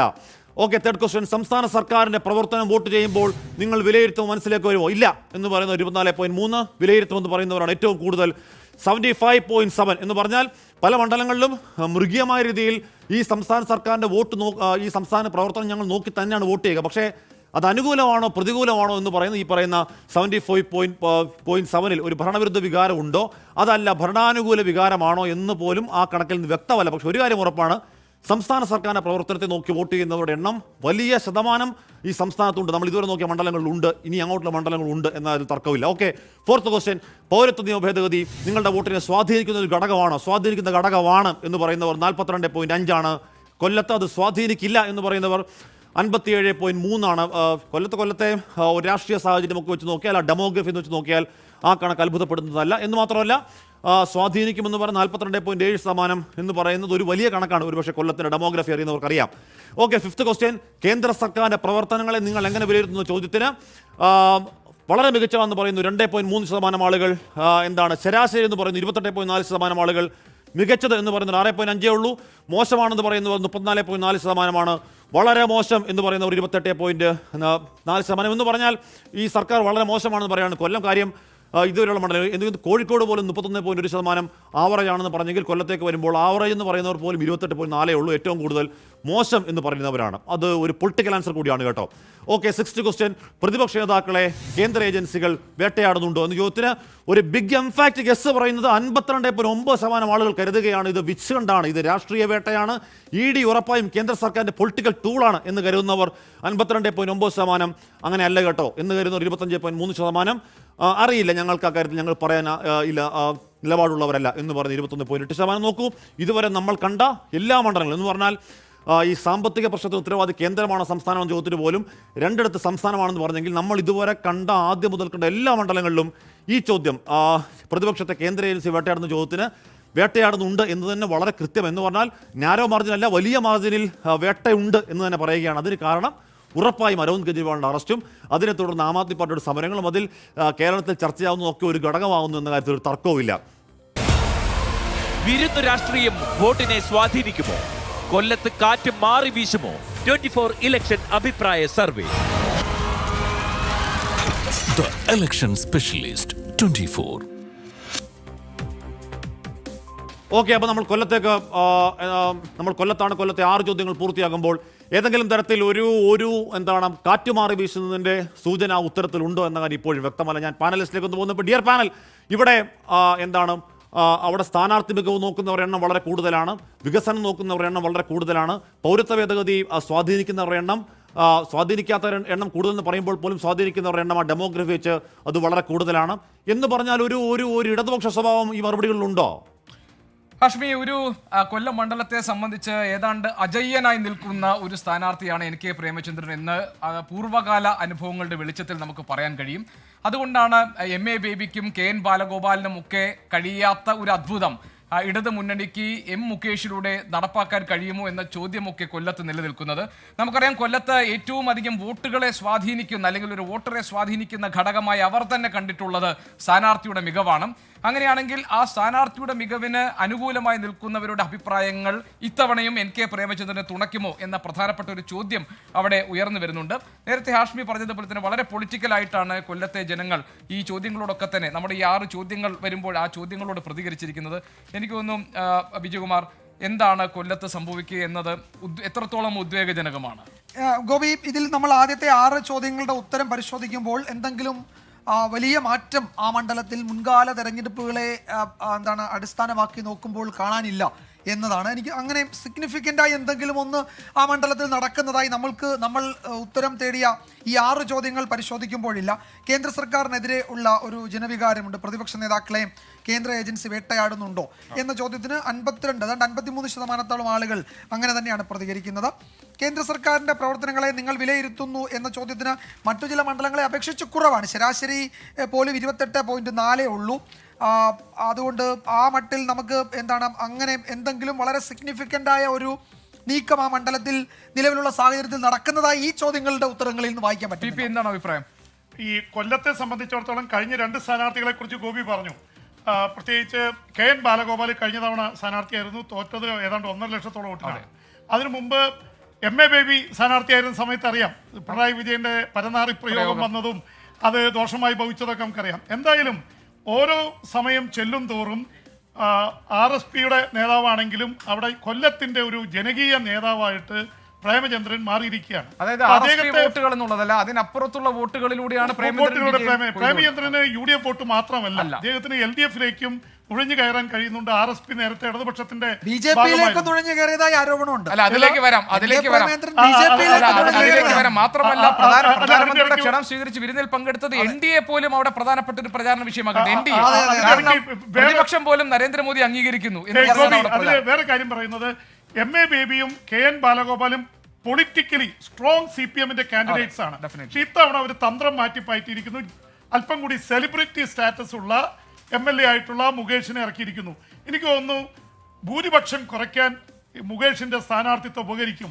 പക്ഷേ പ്രേമചന്ദ്രനെ അടിതെറ്റിക്കാനുള്ള കഴിവ് ഞാൻ അതിനിടയിൽ ഒരു കമന്റ് പറഞ്ഞോട്ടെ. അതായത് പ്രേമേന്ദ്രനെ സംബന്ധിച്ച് ഇപ്പോൾ ബാബറി മസ്ജിദ് പോലെയുള്ള പ്രശ്നങ്ങളിൽ പ്രേമേന്ദ്രൻ എടുത്തിട്ടുള്ള മതേതര നിലപാടുമൊക്കെ മുസ്ലിം ന്യൂനപക്ഷങ്ങളുടെ വോട്ടുകളൊക്കെ അനുകൂലമായി മാറാൻ സഹായകരമായിട്ടുണ്ട്. പക്ഷേ പ്രധാനമന്ത്രിയുടെ വിരുന്നിൽ പങ്കെടുത്ത NK പ്രേമചന്ദ്രൻ ന്യൂനപക്ഷ വോട്ടുകൾ എത്ര കിട്ടുമെന്ന ചോദ്യം കൊല്ലത്ത് ഉയരുമോ? അതാണ് എന്റെ ക്വസ്റ്റ്യൻ. ആ ചോദ്യത്തിന് ഉത്തരം എന്തെന്നുള്ളതാണ്. കാരണം ആ ചോദ്യം വളരെ നിരന്തരമായി അവിടെ ഉയർത്തി ഉയർത്തിക്കൊണ്ട് വരുന്നുണ്ട്. ആ ചോദ്യം ആ നിലയിൽ ആ മണ്ഡലത്തിൽ ചർച്ചയാകുന്നുണ്ടോ എന്ന് എനിക്ക് തോന്നുന്നില്ല. ഗോപി, അത് ചെറിയ തോതിലൊക്കെ സ്വാധീനിക്കാൻ സാധ്യതയുണ്ട്. എന്തായാലും 1.5 ലക്ഷം വോട്ടിന്റെ ഭൂരിപക്ഷത്തിന് എന്തായാലും പ്രേമചന്ദ്രൻ ജയിക്കാൻ പോകുന്നില്ല എന്ന് തന്നെയാണ് എനിക്ക് തോന്നുന്നത്. കാരണം മുകേഷ് നല്ല രീതിയിലുള്ള ഒരു പോരാട്ടം കാഴ്ചവെക്കുന്നുണ്ട്. ന്യൂനപക്ഷ വോട്ടുകളിൽ ഒരു വിള്ളൽ ഉണ്ടാക്കാൻ CPM ശ്രമിക്കുന്നുണ്ട്. അങ്ങനെ വിജയിച്ചാൽ ഭൂരിപക്ഷം കുറയും, തോൽപ്പിക്കാൻ കഴിയും. അങ്ങനെയാണെങ്കിൽ ബാക്കി ചോദ്യങ്ങൾ കൂടി നോക്കാം നമുക്ക്. ഓക്കെ. അപ്പോൾ എന്ന് പറഞ്ഞാൽ NK പ്രേമചന്ദ്രൻ എന്ന് പറഞ്ഞാൽ കൊല്ലം എന്ന് പറഞ്ഞാൽ ഒരു വിശാല ഇടതുപക്ഷത്തിന് കോട്ടയം എന്ന് പറയും. എന്ന് പറഞ്ഞാൽ അവിടെ കന്നേറ്റി പാലം മുതൽ നീണ്ടകര പാലം വരെ RSP അടക്കം എല്ലാ എന്ന് പറഞ്ഞാൽ ഈ പറഞ്ഞ ചെറുതും വലുതുമായ എല്ലാവിധ ചെറിയ രാഷ്ട്രീയ പ്രസ്ഥാനങ്ങളിലേക്ക് ഒരു ഈറ്റിലം എന്നൊക്കെ അറിയപ്പെടുന്ന സ്ഥലമാണ്. മാത്രമല്ല പ്രേമചന്ദ്രൻ്റെ ബോർഡിൽ എഴുതുന്നത് സഖാവ് പ്രേമചന്ദ്രൻ എന്ന് തന്നെയാണ് എഴുതുന്നത്. അപ്പോൾ മൺവട്ടിയും മൺകോരിയും അടയാളത്തിൽ വോട്ട് ചെയ്യാൻ ഇഷ്ടപ്പെടുന്ന ഇടതുപക്ഷ പ്രവർത്തകരുണ്ട് എന്നൊക്കെ നമ്മൾ നേരത്തെ പറഞ്ഞു. ഓക്കെ, നമുക്ക് നോക്കാം. കേരളത്തിൽ നിങ്ങൾ ഇഷ്ടപ്പെടുന്ന രാഷ്ട്രീയ നേതാവ് ആരെന്ന് കൊല്ലംകാരോട് ചോദിക്കുമ്പോൾ പിണറായി വിജയനാണെന്ന് പറയുന്നവർ 48.8%, അല്ല വി ഡി സതീശനാണെന്ന് പറയുന്നവർ 21.4%, അത് രമേശ് ചെന്നിത്തലാണെന്ന് പറയുന്നവർ 18.7%, കെ സുരേന്ദ്രനാണെന്ന് പറയുന്നവർ 6.8%, വി മുരളീധരനാണെന്ന് പറയുന്നവർ 2.4%, MV ഗോവിന്ദനാണ് പാർട്ടി സെക്രട്ടറി ആണെന്ന് പറയുന്നവർ 1.9%. അവിടെയും പിണറായി വിജയൻ തന്നെയാണ്, കൊല്ലത്തും പിണറായി വിജയൻ തന്നെയാണ് അവിടെ ഇഷ്ടപ്പെട്ട നേതാവ് അല്ലെങ്കിൽ പോപ്പുലർ നേതാവ് എന്നതിലെ റേറ്റിംഗ് കൂടുതൽ. ഓക്കെ, 8ാമത്തെ ക്വസ്റ്റ്യൻ, നിങ്ങൾ ഇഷ്ടപ്പെടുന്ന ദേശീയ രാഷ്ട്രീയ നേതാവ് ആര് എന്ന ചോദ്യത്തിന് നരേന്ദ്രമോദി എന്ന് പറയുന്നവർ 21.5%, രാഹുൽ ഗാന്ധി എന്ന് പറയുന്നവർ 45.2% ആളുകൾ കൊല്ലത്തുകാർ വിശ്വസിക്കുന്നു രാഹുൽ ഗാന്ധിയാണ് ഞങ്ങളുടെ ഇഷ്ടപ്പെട്ട നേതാവ് എന്ന് പറയുകയാണ്. സീതാറാം യെച്ചൂരി എന്ന് പറയുന്നവർ 29.1% ആളുകൾ പറയുന്നു. മമതാ ബാനർജിക്ക് അവിടെ 1.6%, മമതാ ദീദി കൊല്ലത്തെ 1.6% ആളുകൾ ദീദിയെ ഇഷ്ടപ്പെടുന്നവരുണ്ട്. അഖിലേഷ് യാദവിന് അവിടെ 0.2% ഉള്ളൂ. MK സ്റ്റാലിൻ 2.4%, തലൈവർക്ക് അവിടെ 2.4% എന്ന് പറഞ്ഞാൽ നമ്മൾ അതുപോലെ പറയുന്നതാണ്. നമ്മൾ നോക്കിയ എല്ലാ മണ്ഡലങ്ങളിലും MK സ്റ്റാലിൻ കേരളത്തിൻ്റെ ഒരു പ്രധാനപ്പെട്ട നേതാവായി മാറുന്നു എന്ന കൃത്യമായ സൂചന തന്നെയാണ്. ഓക്കെ, 9ാമത്തെ ചോദ്യം, ഇന്ത്യ മുന്നണി കേന്ദ്രത്തിൽ BJPക്ക് വെല്ലുവിളിയാകുമോ എന്ന ചോദ്യത്തിന് വെല്ലുവിളിയാകും എന്ന് പറയുന്നവർ 25.6% ആളുകൾ പറയുന്നു വെല്ലുവിളിയാകില്ല, അല്ലെങ്കിൽ അതൊന്നുമില്ല എന്ന് പറയുന്നവർ 38.4%, 38.4%. അതിനേക്കാൾ പ്രധാനം നിലപാടില്ല, അല്ലെങ്കിൽ എന്ന് പറഞ്ഞാൽ ഇപ്പം ഒരു ധാരണ അക്കാര്യത്തിലില്ല, എന്തും സംഭവിക്കാം എന്ന നിലപാടുള്ളവർ 36% ആളുകൾ. എന്ന് പറഞ്ഞാൽ ഇന്ത്യ മുന്നണി വേണമെങ്കിൽ എമർജ് ചെയ്ത് വന്നേക്കാം എന്ന് കരുതുന്നവർ 36% ഉണ്ട് എന്നാണ് ഞാൻ വിശ്വസിക്കുന്നത്. ഓക്കെ, 10ാമത്തെ ചോദ്യം, രാജ്യം ആര് ഭരിക്കും എന്ന ചോദ്യത്തിന് NDA എന്ന് പറയുന്നവർ 48.4%, അതല്ല ഇന്ത്യ സഖ്യം ഭരിക്കുമെന്ന് പറയുന്നവർ 28.1%, മറ്റുള്ളവർ എന്ന് പറയുന്നവർ 1.1%. No comments. നേരത്തെ പറഞ്ഞതുപോലെ എന്തും സംഭവിക്കാം, ഒരുപക്ഷെ ഇന്ത്യ എമർജ് ചെയ്ത് വന്നേക്കാം, NDAയുടെ പിന്തുണ ഇടിഞ്ഞേക്കാം എന്ന് കരുതുന്നവർ 22.4% അവിടെയും ഉണ്ട് എന്നാണ്. അതാണ് അപ്പോൾ ആദ്യ 10 ചോദ്യം. ഓക്കെ, കൊല്ലത്തെ കാറ്റിത്തവണ എങ്ങോട്ടേക്ക് വീശുമെന്ന ക്രൂഷ്യൽ ക്വസ്റ്റ്യൻ. വിരുദ്ധ രാഷ്ട്രീയം വോട്ടിനെ സ്വാധീനിക്കുമോ? കൊല്ലത്ത് കാറ്റ് മാറി വീശുമോ? 24 ഇലക്ഷൻ അഭിപ്രായ സർവേ. The Election Specialist 24. കൊല്ലം ഒരു പ്രസ്റ്റീജിയസ് മണ്ഡലമാണെന്ന് പറഞ്ഞാൽ ചില മണ്ഡലങ്ങളിൽ ചില ആൾക്കാരെ തോൽപ്പിക്കുക എന്നുള്ളത് രാഷ്ട്രീയത്തിനപ്പുറം CPM അജണ്ട. അതിപ്പോൾ പല സ്ഥലങ്ങളുണ്ട്, ഞാൻ എല്ലായിടത്തും പറയുന്നില്ല. അത്തരമൊരു മണ്ഡലമാണ് കൊല്ലം. അത്തരമൊരു സ്ഥാനത്ത് NK പ്രേമചന്ദ്രൻ വീഴുവോ അവിടെ? വെൽക്കം ബാക്ക് പ്രിയപ്പെട്ട പ്രേക്ഷകരെ. അപ്പോൾ കൊല്ലത്ത് ആര് ജയിക്കുമെന്ന ചോദ്യത്തിന്റെ മറുപടിയുടെ പടിവാതിക്കൽ നമ്മൾ എത്തി നിൽക്കുന്നു. നമ്മൾ ഇതുവരെ നോക്കിയത് 3 മണ്ഡലങ്ങളിൽ 2 LDF, 2 UDF, 1 LDF എന്നുള്ളതാണ് ആ കണക്ക്.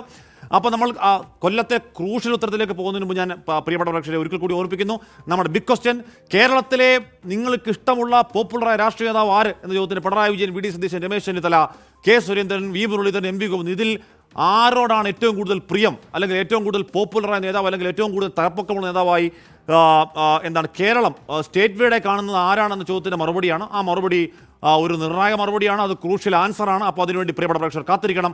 ഓക്കെ, ബാക്ക് ടു കൊല്ലം. ഈ മണ്ഡലത്തിൽ ആര് വിജയിക്കുമെന്നാണ് നിങ്ങൾ കരുതുന്നത്? NK പ്രേമചന്ദ്രൻ 44.8% ആളുകൾ കരുതുന്നു NK പ്രേമചന്ദ്രൻ UDF അവിടെ വിജയിക്കുമെന്ന് കരുതുന്നു. M മുകേഷ് 41.1% 2ാം സ്ഥാനത്തുണ്ട്, ഒരുപാട് പിന്നിലല്ല. 41.1% LDFിന്റെ സ്ഥാനാർത്ഥി മുകേഷ്, സിറ്റിംഗ് MLA മുകേഷ് 2ാം സ്ഥാനത്ത്. G കൃഷ്ണകുമാർ 13.2% ബഹുദൂരം പിന്നിൽ 3ാം സ്ഥാനത്ത്. മറ്റുള്ളവർ 0.9% എന്ന് പറഞ്ഞാൽ ഒരിക്കൽ കൂടി UDFിന്റെ NK പ്രേമചന്ദ്രൻ പാർലമെന്ററി രംഗത്തെ അതികായൻ, അവിടെ 44.8% വോട്ടുകൾ. LDFിന്റെ സ്ഥാനാർത്ഥി M മുകേഷ് 41.1% വോട്ടുകൾ. G കൃഷ്ണകുമാർ 13.2%, മറ്റുള്ളവർ 0.9%. അപ്പോൾ ഇക്കുറിയും കൊല്ലത്തൊരു മാറ്റമില്ലത്. UDFിന്റെ സീറ്റ് എന്ന് പറയുന്നതിനേക്കാൾ NK പ്രേമചന്ദ്രന്റെ സീറ്റ് എന്ന് പറയൽ തന്നെയാണ് ഉചിതം. കാരണം മുകേഷും കൃഷ്ണകുമാറും റിയൽ താരങ്ങളാണെങ്കിൽ പാർലമെന്റ് ഇടപെടലുകളിലൂടെ താരപരിവേഷം തന്നെയാണ് പ്രേമേന്ദ്രനും എന്ന് പറയുമ്പോൾ തന്നെ 3% കൊല്ലത്തെ സംബന്ധിച്ച് NK പ്രേമേന്ദ്രനെ സംബന്ധിച്ചൊരു കാര്യമായ മുൻതൂക്കമാണോ എന്നൊരു ചോദ്യമുണ്ട്. 18 നാൾ ബാക്കിയുള്ളപ്പോൾ ചിട്ടേട്ട പ്രവർത്തനവുമായി പിണറായി വിജയൻ നേരിട്ടെത്തി പങ്കെടുക്കുന്ന കമ്മിറ്റികളിലൂടെ ഏകോപനം നടക്കുമ്പോൾ 3% മാത്രം മുൻതൂക്കം സേഫാണോ UDF-ന് എന്നൊരു ചോദ്യമുണ്ട്. ഞാൻ കോർ CEO അഖിൽ സുരേഷേക്ക് തോന്നുന്നു. അഖിൽ, ഇത് കൊല്ലമാണ്. NK Premachandran easy walkover എന്ന് പറഞ്ഞ സ്ഥലമാണ്. അവിടെ ഈ 3% ഒരു ശതമാനമാണോ അഖിൽ? വളരെ ശക്തമായ മത്സരം നടക്കുന്ന മണ്ഡലമാണ് കൊല്ലം. നമ്മൾ സർവേക്ക് 6 മാസം മുമ്പൊക്കെ നടത്തിയ നമ്മുടെ ട്രാക്കർ സർവേയിൽ UDF-ന് അല്ലെ NK പ്രേമേന്ദ്രന് വലിയ സ്വാധീനം, നമ്മൾ ആ സർവേയിൽ ഏകദേശം 9% മുകളിലാണ് NK പ്രേമേന്ദ്രൻ. എന്നാൽ ഇപ്പോൾ അത് ചുരുങ്ങി ഒരു 3.8 എത്തിയിരിക്കുകയാണ്. വളരെ ക്ലോസ് മത്സരമുണ്ട്. ഇതിൽ നമ്മൾ ശ്രദ്ധിക്കേണ്ടത് ഇപ്പോൾ ഈ NK പ്രേമേന്ദ്രന് ഈ 3.8% ലീഡ് കിട്ടുമ്പോൾ തന്നെ അദ്ദേഹം മുമ്പ് മന്ത്രിയും MLA ഒക്കെ ആയിരുന്ന ചവറയും കൊല്ലം, മുകേഷ് വളരെ ചെറിയ മാർജിനിൽ ജയിച്ച കൊല്ലം, ഒപ്പം PC വിഷ്ണുനാഥ് പ്രതിനിധീകരിക്കുന്ന കുണ്ടറ, ചാത്തന്നൂർ, ഈ 4 മണ്ഡലങ്ങളാണ് നമ്മൾ ഈ സാമ്പിളുകൾ ശേഖരിച്ചിരിക്കുന്നത്. താരതമ്യേന LDF-ന് വലിയ സ്വാധീനമുള്ള പുനലൂർ, ചടയമംഗലം പോലുള്ള മറ്റ് മണ്ഡലങ്ങൾ കൂടി ഈ പാർലമെൻറ്റ് മണ്ഡലത്തിൻ്റെ ഭാഗമാണ്. അപ്പോൾ കുറേ കൂടി ഈ സാമ്പിൾ നമ്മൾ മനസ്സിലാക്കുമ്പോൾ, സർവേ നടത്തുമ്പോൾ കൊല്ലത്ത് വളരെ ശക്തമായ മത്സരം മുകേഷിന് നൽകാൻ സാധിക്കുന്നുണ്ട്. ഒരുപക്ഷെ മുൻ വർഷങ്ങളിൽ മത്സരിച്ച MA ബേബിയെക്കാളും KN ബാലഗോപാലിനേക്കാളും മികച്ച ഒരു സ്ഥാനാർത്ഥിയാണ് എന്നത് ഈ തെരഞ്ഞെടുപ്പിലെ സാമ്പിൾ സർവേയിലൂടെ നമുക്ക് തോന്നുന്നു. കാരണം വളരെ ക്ലോസ് ഫൈറ്റ് അവിടെ നടക്കുന്നുണ്ട് മുകേഷിൻ്റെ രീതി. എന്നാൽ NK പ്രേമേന്ദ്രൻ നമുക്ക് ഈ സർവേയിൽ ഒരുപക്ഷെ നമ്മളോട് എത്താത്ത കുറേ പേഴ്സണൽ വോട്ടുകളൊക്കെ അദ്ദേഹത്തിന് കിട്ടുമെന്ന് നമ്മൾ വിലയിരുത്തുന്നുണ്ട്. ഒപ്പം വളരെ ശക്തമായ മത്സരം കൊല്ലത്ത് ഇരു മുന്നണികൾ തമ്മിൽ നടക്കുന്നു. വളരെ ശക്തമായ മത്സരമാണ് നടക്കുന്നത്. എന്ന് പറഞ്ഞാൽ NK പ്രേമേന്ദ്രന്റെ പകരക്കാരനായ മുകേഷ് വന്നപ്പോൾ മുകേഷ് 8:30 തന്നെ പൊട്ടും എന്ന് പറഞ്ഞ രാഷ്ട്രീയ നിരീക്ഷകരെ ചില ദോഷകതീർക്കുകൾ എനിക്കറിയാം. പക്ഷെ അങ്ങനെയല്ല, 8:30 പൊട്ടുന്ന കാൻഡിഡേറ്റ് അല്ല, ഫൈറ്റ് കൊടുക്കുന്ന കാൻഡിഡേറ്റാണ് മുകേഷ് എന്ന് വളരെ വ്യക്തമാകുന്നു കണക്കിൽ. എന്തായാലും കൊല്ലത്തെ സർവേ ഫലം നൽകുന്ന ട്രെൻഡ് എന്താണെന്ന് ചോദ്യം ഞാൻ അനലിസ്റ്റുകളിലേക്ക് പോകും. അതിനു മുൻപ് ഒരിക്കൽ കൂടി പ്രേക്ഷകരെ ഓർമ്മിപ്പിക്കുന്നു, ഏവരും കാത്തിരിക്കുന്ന ചോദ്യം, ദ ബിഗ് ക്വസ്റ്റ്യൻ, നിങ്ങൾ ഇഷ്ടപ്പെടുന്ന സംസ്ഥാന നേതാവ് ആരെ എന്ന ചോദ്യം. ഉത്തരം അറിയാൻ കാത്തിരിക്കുക. നിമിഷങ്ങൾക്ക് അകം കേരളം പറഞ്ഞ ഉത്തരം അറിയാം. അതിൽ Pinarayi വിജയനാണോ, VD സതീശനാണോ, Ramesh ചെന്നിത്തലയാണോ, K സുരേന്ദ്രനാണോ, V മുരളീധരനാണോ, MV ഗോവിന്ദനാണോ, ആർക്കാണ് കൂടുതൽ വോട്ട് എന്നതിൻ്റെ ഉത്തരം അത് സൂചനയാണ്. അപ്പോൾ കൊല്ലത്തിൻ്റെ സർവേ ഫലത്തിൻ്റെ വിലയിരുത്തലിലേക്കാണ്. ഡിയർ പാനൽ, അവിടെ NK പ്രേമേന്ദ്രനും മുകേഷും തമ്മിൽ 3% വ്യത്യാസമാണ്. അവിടെ പിണറായി വിജയൻ നേരിട്ട് പോയി കമ്മിറ്റികൾ കൂടി ഏകോപനം നടത്തുന്നുണ്ട്.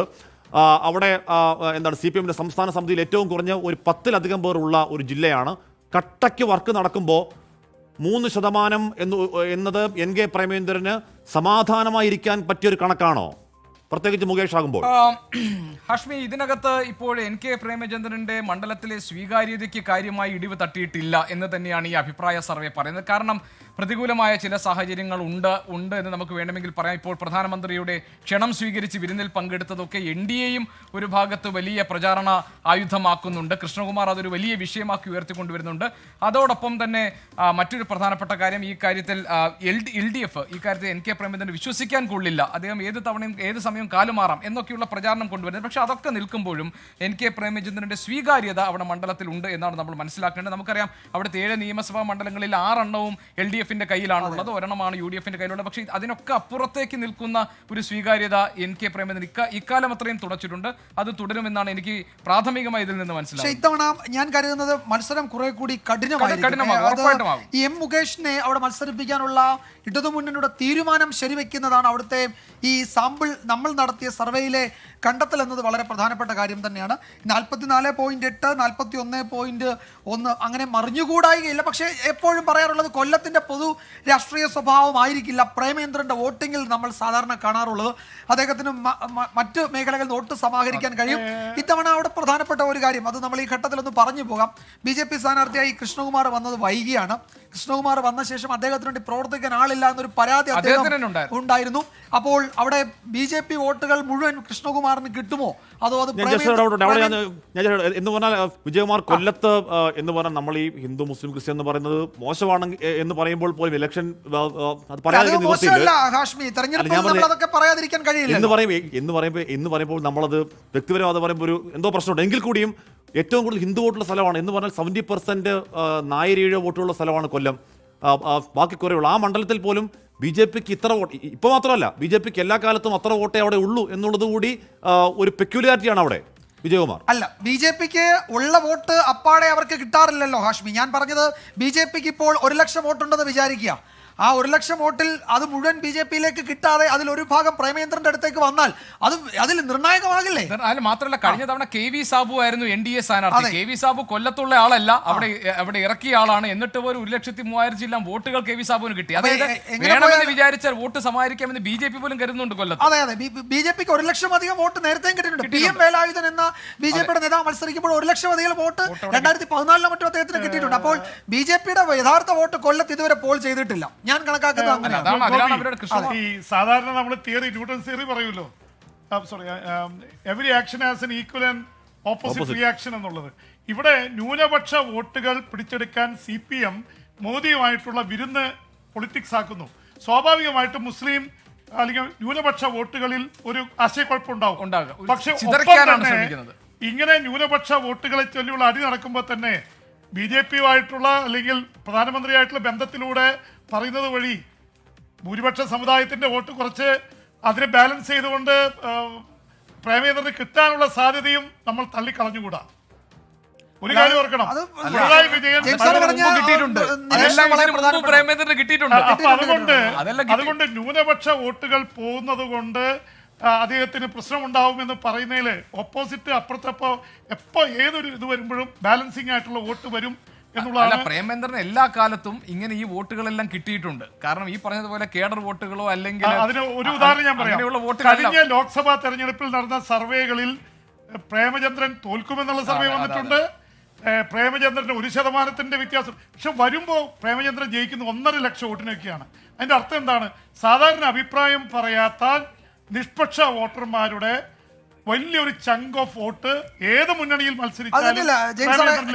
ഒരു പാർലമെന്റേറിയൻ എന്ന നിലയിൽ പ്രേമേന്ദ്രന് മാർക്കിട്ടാൽ നമ്മൾ എങ്ങനെയാണ് അപ്പോൾ മണ്ഡലത്തിലെ പ്രകടനത്തിന്റെ കാര്യത്തിലോ അദ്ദേഹത്തിന് ആന്റി ഇൻകുംബൻസി ഒന്നും ഉള്ളതായി നമുക്ക് തോന്നിയിട്ടില്ല. അപ്പോൾ ഈ പറഞ്ഞ LDF, UDF, BJP എന്നതിനപ്പുറത്തേക്ക് വോട്ടുകൾ സമാഹരിക്കാൻ പറ്റും പ്രേമേന്ദ്രൻ എന്നുള്ളത് കഴിഞ്ഞ തെരഞ്ഞെടുപ്പുകളിൽ നമ്മൾ കണ്ടിട്ടുള്ളതാണ്. അപ്പൊ അതാണ് ബാധിക്കുമോ എന്നുള്ളതാണ് പ്രേമേന്ദ്രനെ സംബന്ധിച്ചൊരു പ്രശ്നം. അതിൽ ജെയിംസ് സാർ പറഞ്ഞ ഒരു കാര്യം, പ്രേമേന്ദ്രനെ വിശ്വസിക്കാൻ കൊള്ളാമോ ഇല്ലയോ എന്ന ഒരു ക്വസ്റ്റ്യൻ ആയിരിക്കും LDF പോസ് ചെയ്യുക. ഒരു സെലിബ്രിറ്റി സ്റ്റാറ്റസ് നിലപാട് എന്താണ്? കൊല്ലത്തിന്റെ വികസനത്തിന്റെ കാര്യത്തിൽ ജയിച്ചു വന്നു കഴിഞ്ഞാൽ MP ആരുമായിട്ടും ഇന്ത്യയുടെ പ്രധാനമന്ത്രി വികസനമല്ല കൊല്ലത്തുണ്ടായിട്ടുള്ളത്, എല്ലാം പ്രധാനമന്ത്രിയുടെ വികസനമാണ് ഉണ്ടായിട്ടുള്ളത്. ജനങ്ങൾക്ക് വേണ്ടി വികസനം കൊണ്ടുവരുന്നു. അല്ല, വിരുന്നിൽ NK പ്രേമേന്ദ്രനോടൊപ്പം പങ്കെടുത്ത ഒരു MP പിറ്റേ ദിവസം BJP-യിൽ ചേർന്നു എന്ന ഒരു വസ്തുത കൂടി നമ്മുടെ മുന്നിൽ ഒരു സംഘടന അല്ല, BJP സംഘടന എന്ന് പറഞ്ഞു. പ്രേമേന്ദ്രന്റെ കൂടെ വിരുന്നിൽ പങ്കെടുത്ത ഒരാൾ പിറ്റേ ദിവസം BJP-യിൽ ചേർന്നു. അത് വസ്തുതയാണല്ലോ. ഓക്കെ ഗോപി, ഈ വിരുന്ന് എന്തായാലും അത് രാഷ്ട്രീയം എന്തായാലും ഒരു മികച്ച പാർലമെന്ററി എന്ന രീതിയിൽ NK പ്രേമചന്ദ്രൻ അംഗീകരിക്കുന്നു. അതിപ്പോൾ ഹാജർ നിലയാവട്ടെ, ചോദ്യങ്ങളാവട്ടെ, ഇടപെട്ട ചർച്ചകളാവട്ടെ, സബ്മിഷൻ ആവട്ടെ, എന്തായിക്കോട്ടെ, അല്ലെങ്കിൽ സ്വകാര്യ ബില്ലാവട്ടെ, എന്തായിക്കോട്ടെ, NK പ്രേമചന്ദ്രൻ ബെസ്റ്റ് ഒരു മോഡൽ പാർലമെന്റിന് എങ്ങനെയാവണം എന്നതിന് ഉത്തരവാകുന്നു. അതോടൊപ്പം തന്നെ ഒരുപക്ഷെ റെയിൽവേ വികസനത്തിൽ ഏറ്റവും നന്നായി പ്രവർത്തിച്ച MP ആര് എന്ന ചോദ്യത്തിന് ഒരുപക്ഷെ NK പ്രേമചന്ദ്രൻ എന്ന മറുപടി തന്നെയാകും ഉണ്ടാവുക. അത്രത്തോളം വികസനങ്ങൾ കൊല്ലത്ത് അദ്ദേഹം കൊണ്ടുവന്നിട്ടുണ്ട് റെയിൽവേ മേഖലയിൽ എന്ന് പറയുമ്പോൾ പോലും മുകേഷ് അവിടെ ഒരു മോശം കാൻഡിഡേറ്റേ അല്ല, ഒരു ഈസി വാക്ക് ഓവർ കാൻഡിഡേറ്റേ അല്ല. NK പ്രേമചന്ദ്രനും മുകേഷും തമ്മിൽ കൊല്ലത്തൊരു ഫൈറ്റ് നടക്കുന്നുണ്ടെന്ന് അതിൽ തർക്കമില്ല. അപ്പോൾ നമ്മൾ 4 മണ്ഡലങ്ങൾ തൽക്കാലം ഇന്ന് പൂർത്തിയാകുന്നു. ഇനി ആ ബിഗ് ക്വസ്റ്റ്യനിലേക്കാണ്. കേരളത്തിൽ നിങ്ങൾ ഇഷ്ടപ്പെടുന്ന രാഷ്ട്രീയ നേതാവ് ആരാണ്? ഓരോരുത്തരെയും എത്ര ശതമാനം ആളുകൾ പിന്തുണയ്ക്കുന്നു എന്നുള്ളതാണ്. അതിൽ Pinarayi Vijayan, VD Satheesan, Ramesh Chennithala, Surendran, V Muraleedharan, MP Govindan. Here comes the result. Pinarayi Vijayan 44.5% ആളുകൾ പിണറായി വിജയൻ ഇഷ്ടപ്പെടുന്ന പോപ്പുലർ നേതാവായി കരുതുന്നു. അത്ഭുതമില്ല, നമ്മൾ കണ്ടതാണത്. ഓരോ മണ്ഡലത്തിലും നോക്കുമ്പോൾ പിണറായി വിജയൻ തന്നെയാണ് റേറ്റിംഗ് കൂടുതൽ. VD Satheesan 24.6%, Ramesh Chennithala 17.6%, K Surendran 8.4%, V Muraleedharan 3%, MP Govindan party സംസ്ഥാന സെക്രട്ടറിക്ക് 1.9% എന്ന ഏറ്റവും കുറഞ്ഞ റേറ്റിംഗ്. അവിടെ നോക്കൂ, പിണറായി വിജയൻ കേരളത്തിൻ്റെ മുഖ്യമന്ത്രി എന്താണ് വലിയ ഭരണവിരുദ്ധ വികാരമാണ്, ആന്റി ഇൻകുംബൻസിയാണ്, ഒരുപാട് എതിർവികാരങ്ങളുണ്ടെന്ന് പ്രതിപക്ഷം പറയുമ്പോൾ പോലും കേരളത്തിൻ്റെ ഒരു പോപ്പുലർ നേതാവായി പിണറായി വിജയൻ 44% വോട്ടുകളുമായി ഇപ്പോഴും മുന്നിൽ നിൽക്കുന്നു എന്നത് ഈ സർവേയിലെ പ്രത്യേകത എന്ന് പറഞ്ഞാൽ സ്റ്റേറ്റ് വൈഡാണ്. നമ്മൾ എല്ലാ മണ്ഡലങ്ങളും ചോദ്യത്തെ ക്രോഡീകരിച്ച് സ്റ്റേറ്റ് വൈഡായി പറയുമ്പോൾ 44.5% ആളുകൾ സംസ്ഥാനത്തിന്റെ മുഖ്യമന്ത്രി Pinarayi Vijayan the most popular leader in Kerala എന്ന് പറയുകയാണ്. അഖിൽ സുരേഷ്, നേരത്തെ നമ്മൾ പറഞ്ഞു വന്ന ചർച്ചയുടെ തുടർച്ച തന്നെയാണത്. പിണറായി വിജയൻ 44.5% എന്ന് പറയുന്നത് അത് വോട്ടാകുമോ ഇല്ലേ എന്നത് രണ്ടാമത്തെ ചോദ്യം. പക്ഷേ ഈ കാലയളവിൽ കേൾക്കുന്ന ഒരുപടി പ്രശ്നങ്ങളുണ്ടല്ലോ. ഈ പറയുന്ന സംസ്ഥാന സർക്കാരിനെതിരായ വികാരമൊക്കെ ബാധിക്കേണ്ടത് വേണമെങ്കിൽ നേരിട്ട് ഈ പേരുകൾ കൊടുക്കുന്ന മുഖ്യമന്ത്രി തന്നെയാണ്. അത് ബാധിക്കാതിരിക്കുന്നതിൻ്റെ കാരണം എന്താണ് അഖിൽ?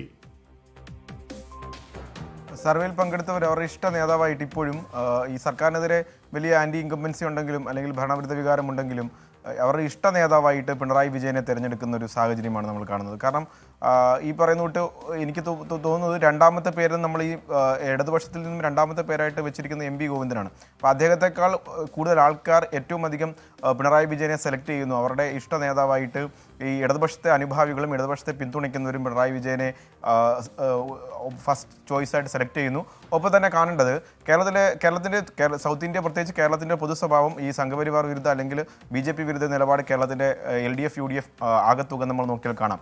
ഒരുപക്ഷെ ഈ സമരങ്ങൾ കേന്ദ്രത്തിനെതിരെയുള്ള സമരങ്ങളായിക്കോട്ടെ, പൗരത്വ വിഷയമായിക്കോട്ടെ, ഈ ന്യൂനപക്ഷങ്ങൾക്ക് അനുകൂലമായിട്ടുള്ള തീരുമാനങ്ങൾ പ്രത്യേകിച്ച് ഇപ്പം സമീപകാലത്ത് വന്ന എല്ലാ പൗരത്വം ഉൾപ്പെടെയുള്ള വിഷയങ്ങളിലൊക്കെയും പിണറായി വിജയൻ അതിൻ്റെ നായകത്വം സ്വീകരിക്കുന്നു, ഡൽഹിയിൽ സമരം ചെയ്യുന്നു. അപ്പം കേന്ദ്രത്തിൻ്റെ ശബ്ദമായിട്ട് അദ്ദേഹത്തെ ന്യൂനപക്ഷങ്ങളുടെ അവകാശ സമരം അപ്പം UDF വോട്ട് ചെയ്യുന്ന അല്ലെങ്കിൽ വോട്ട് ചെയ്യാൻ സാധ്യതയുള്ള ആളുകൾ പോലും അവരുടെ ഇഷ്ട നേതാവായി പിണറായി വിജയനെ കാണുന്നത് അല്ലെങ്കിൽ തിരഞ്ഞെടുക്കുന്ന ഒരു പക്ഷേ കേരളത്തിൻ്റെ ആകെ മൊത്തത്തിലുള്ള ഈ പറയുന്ന BJP വിരുദ്ധതയ്ക്കുള്ളൊരു അദ്ദേഹത്തിനാണ് കൂടുതൽ കരുത്തുന്നൊരു തോന്നലും കൊണ്ടാവാം അദ്ദേഹത്തെ തിരഞ്ഞെടുക്കുന്നത്. ഞാൻ രണ്ടാമത് കാണുന്നത് അദ്ദേഹത്തിനൊപ്പം തലപ്പൊക്കത്തിൽ വളരാൻ അല്ലെങ്കിൽ രണ്ടാം നിരയിൽ എത്താൻ LDF നിന്ന് ഇടതുപക്ഷത്തിൽ നിന്ന് മറ്റൊരു നേതാവ് വളർന്നിട്ടില്ല എന്നതും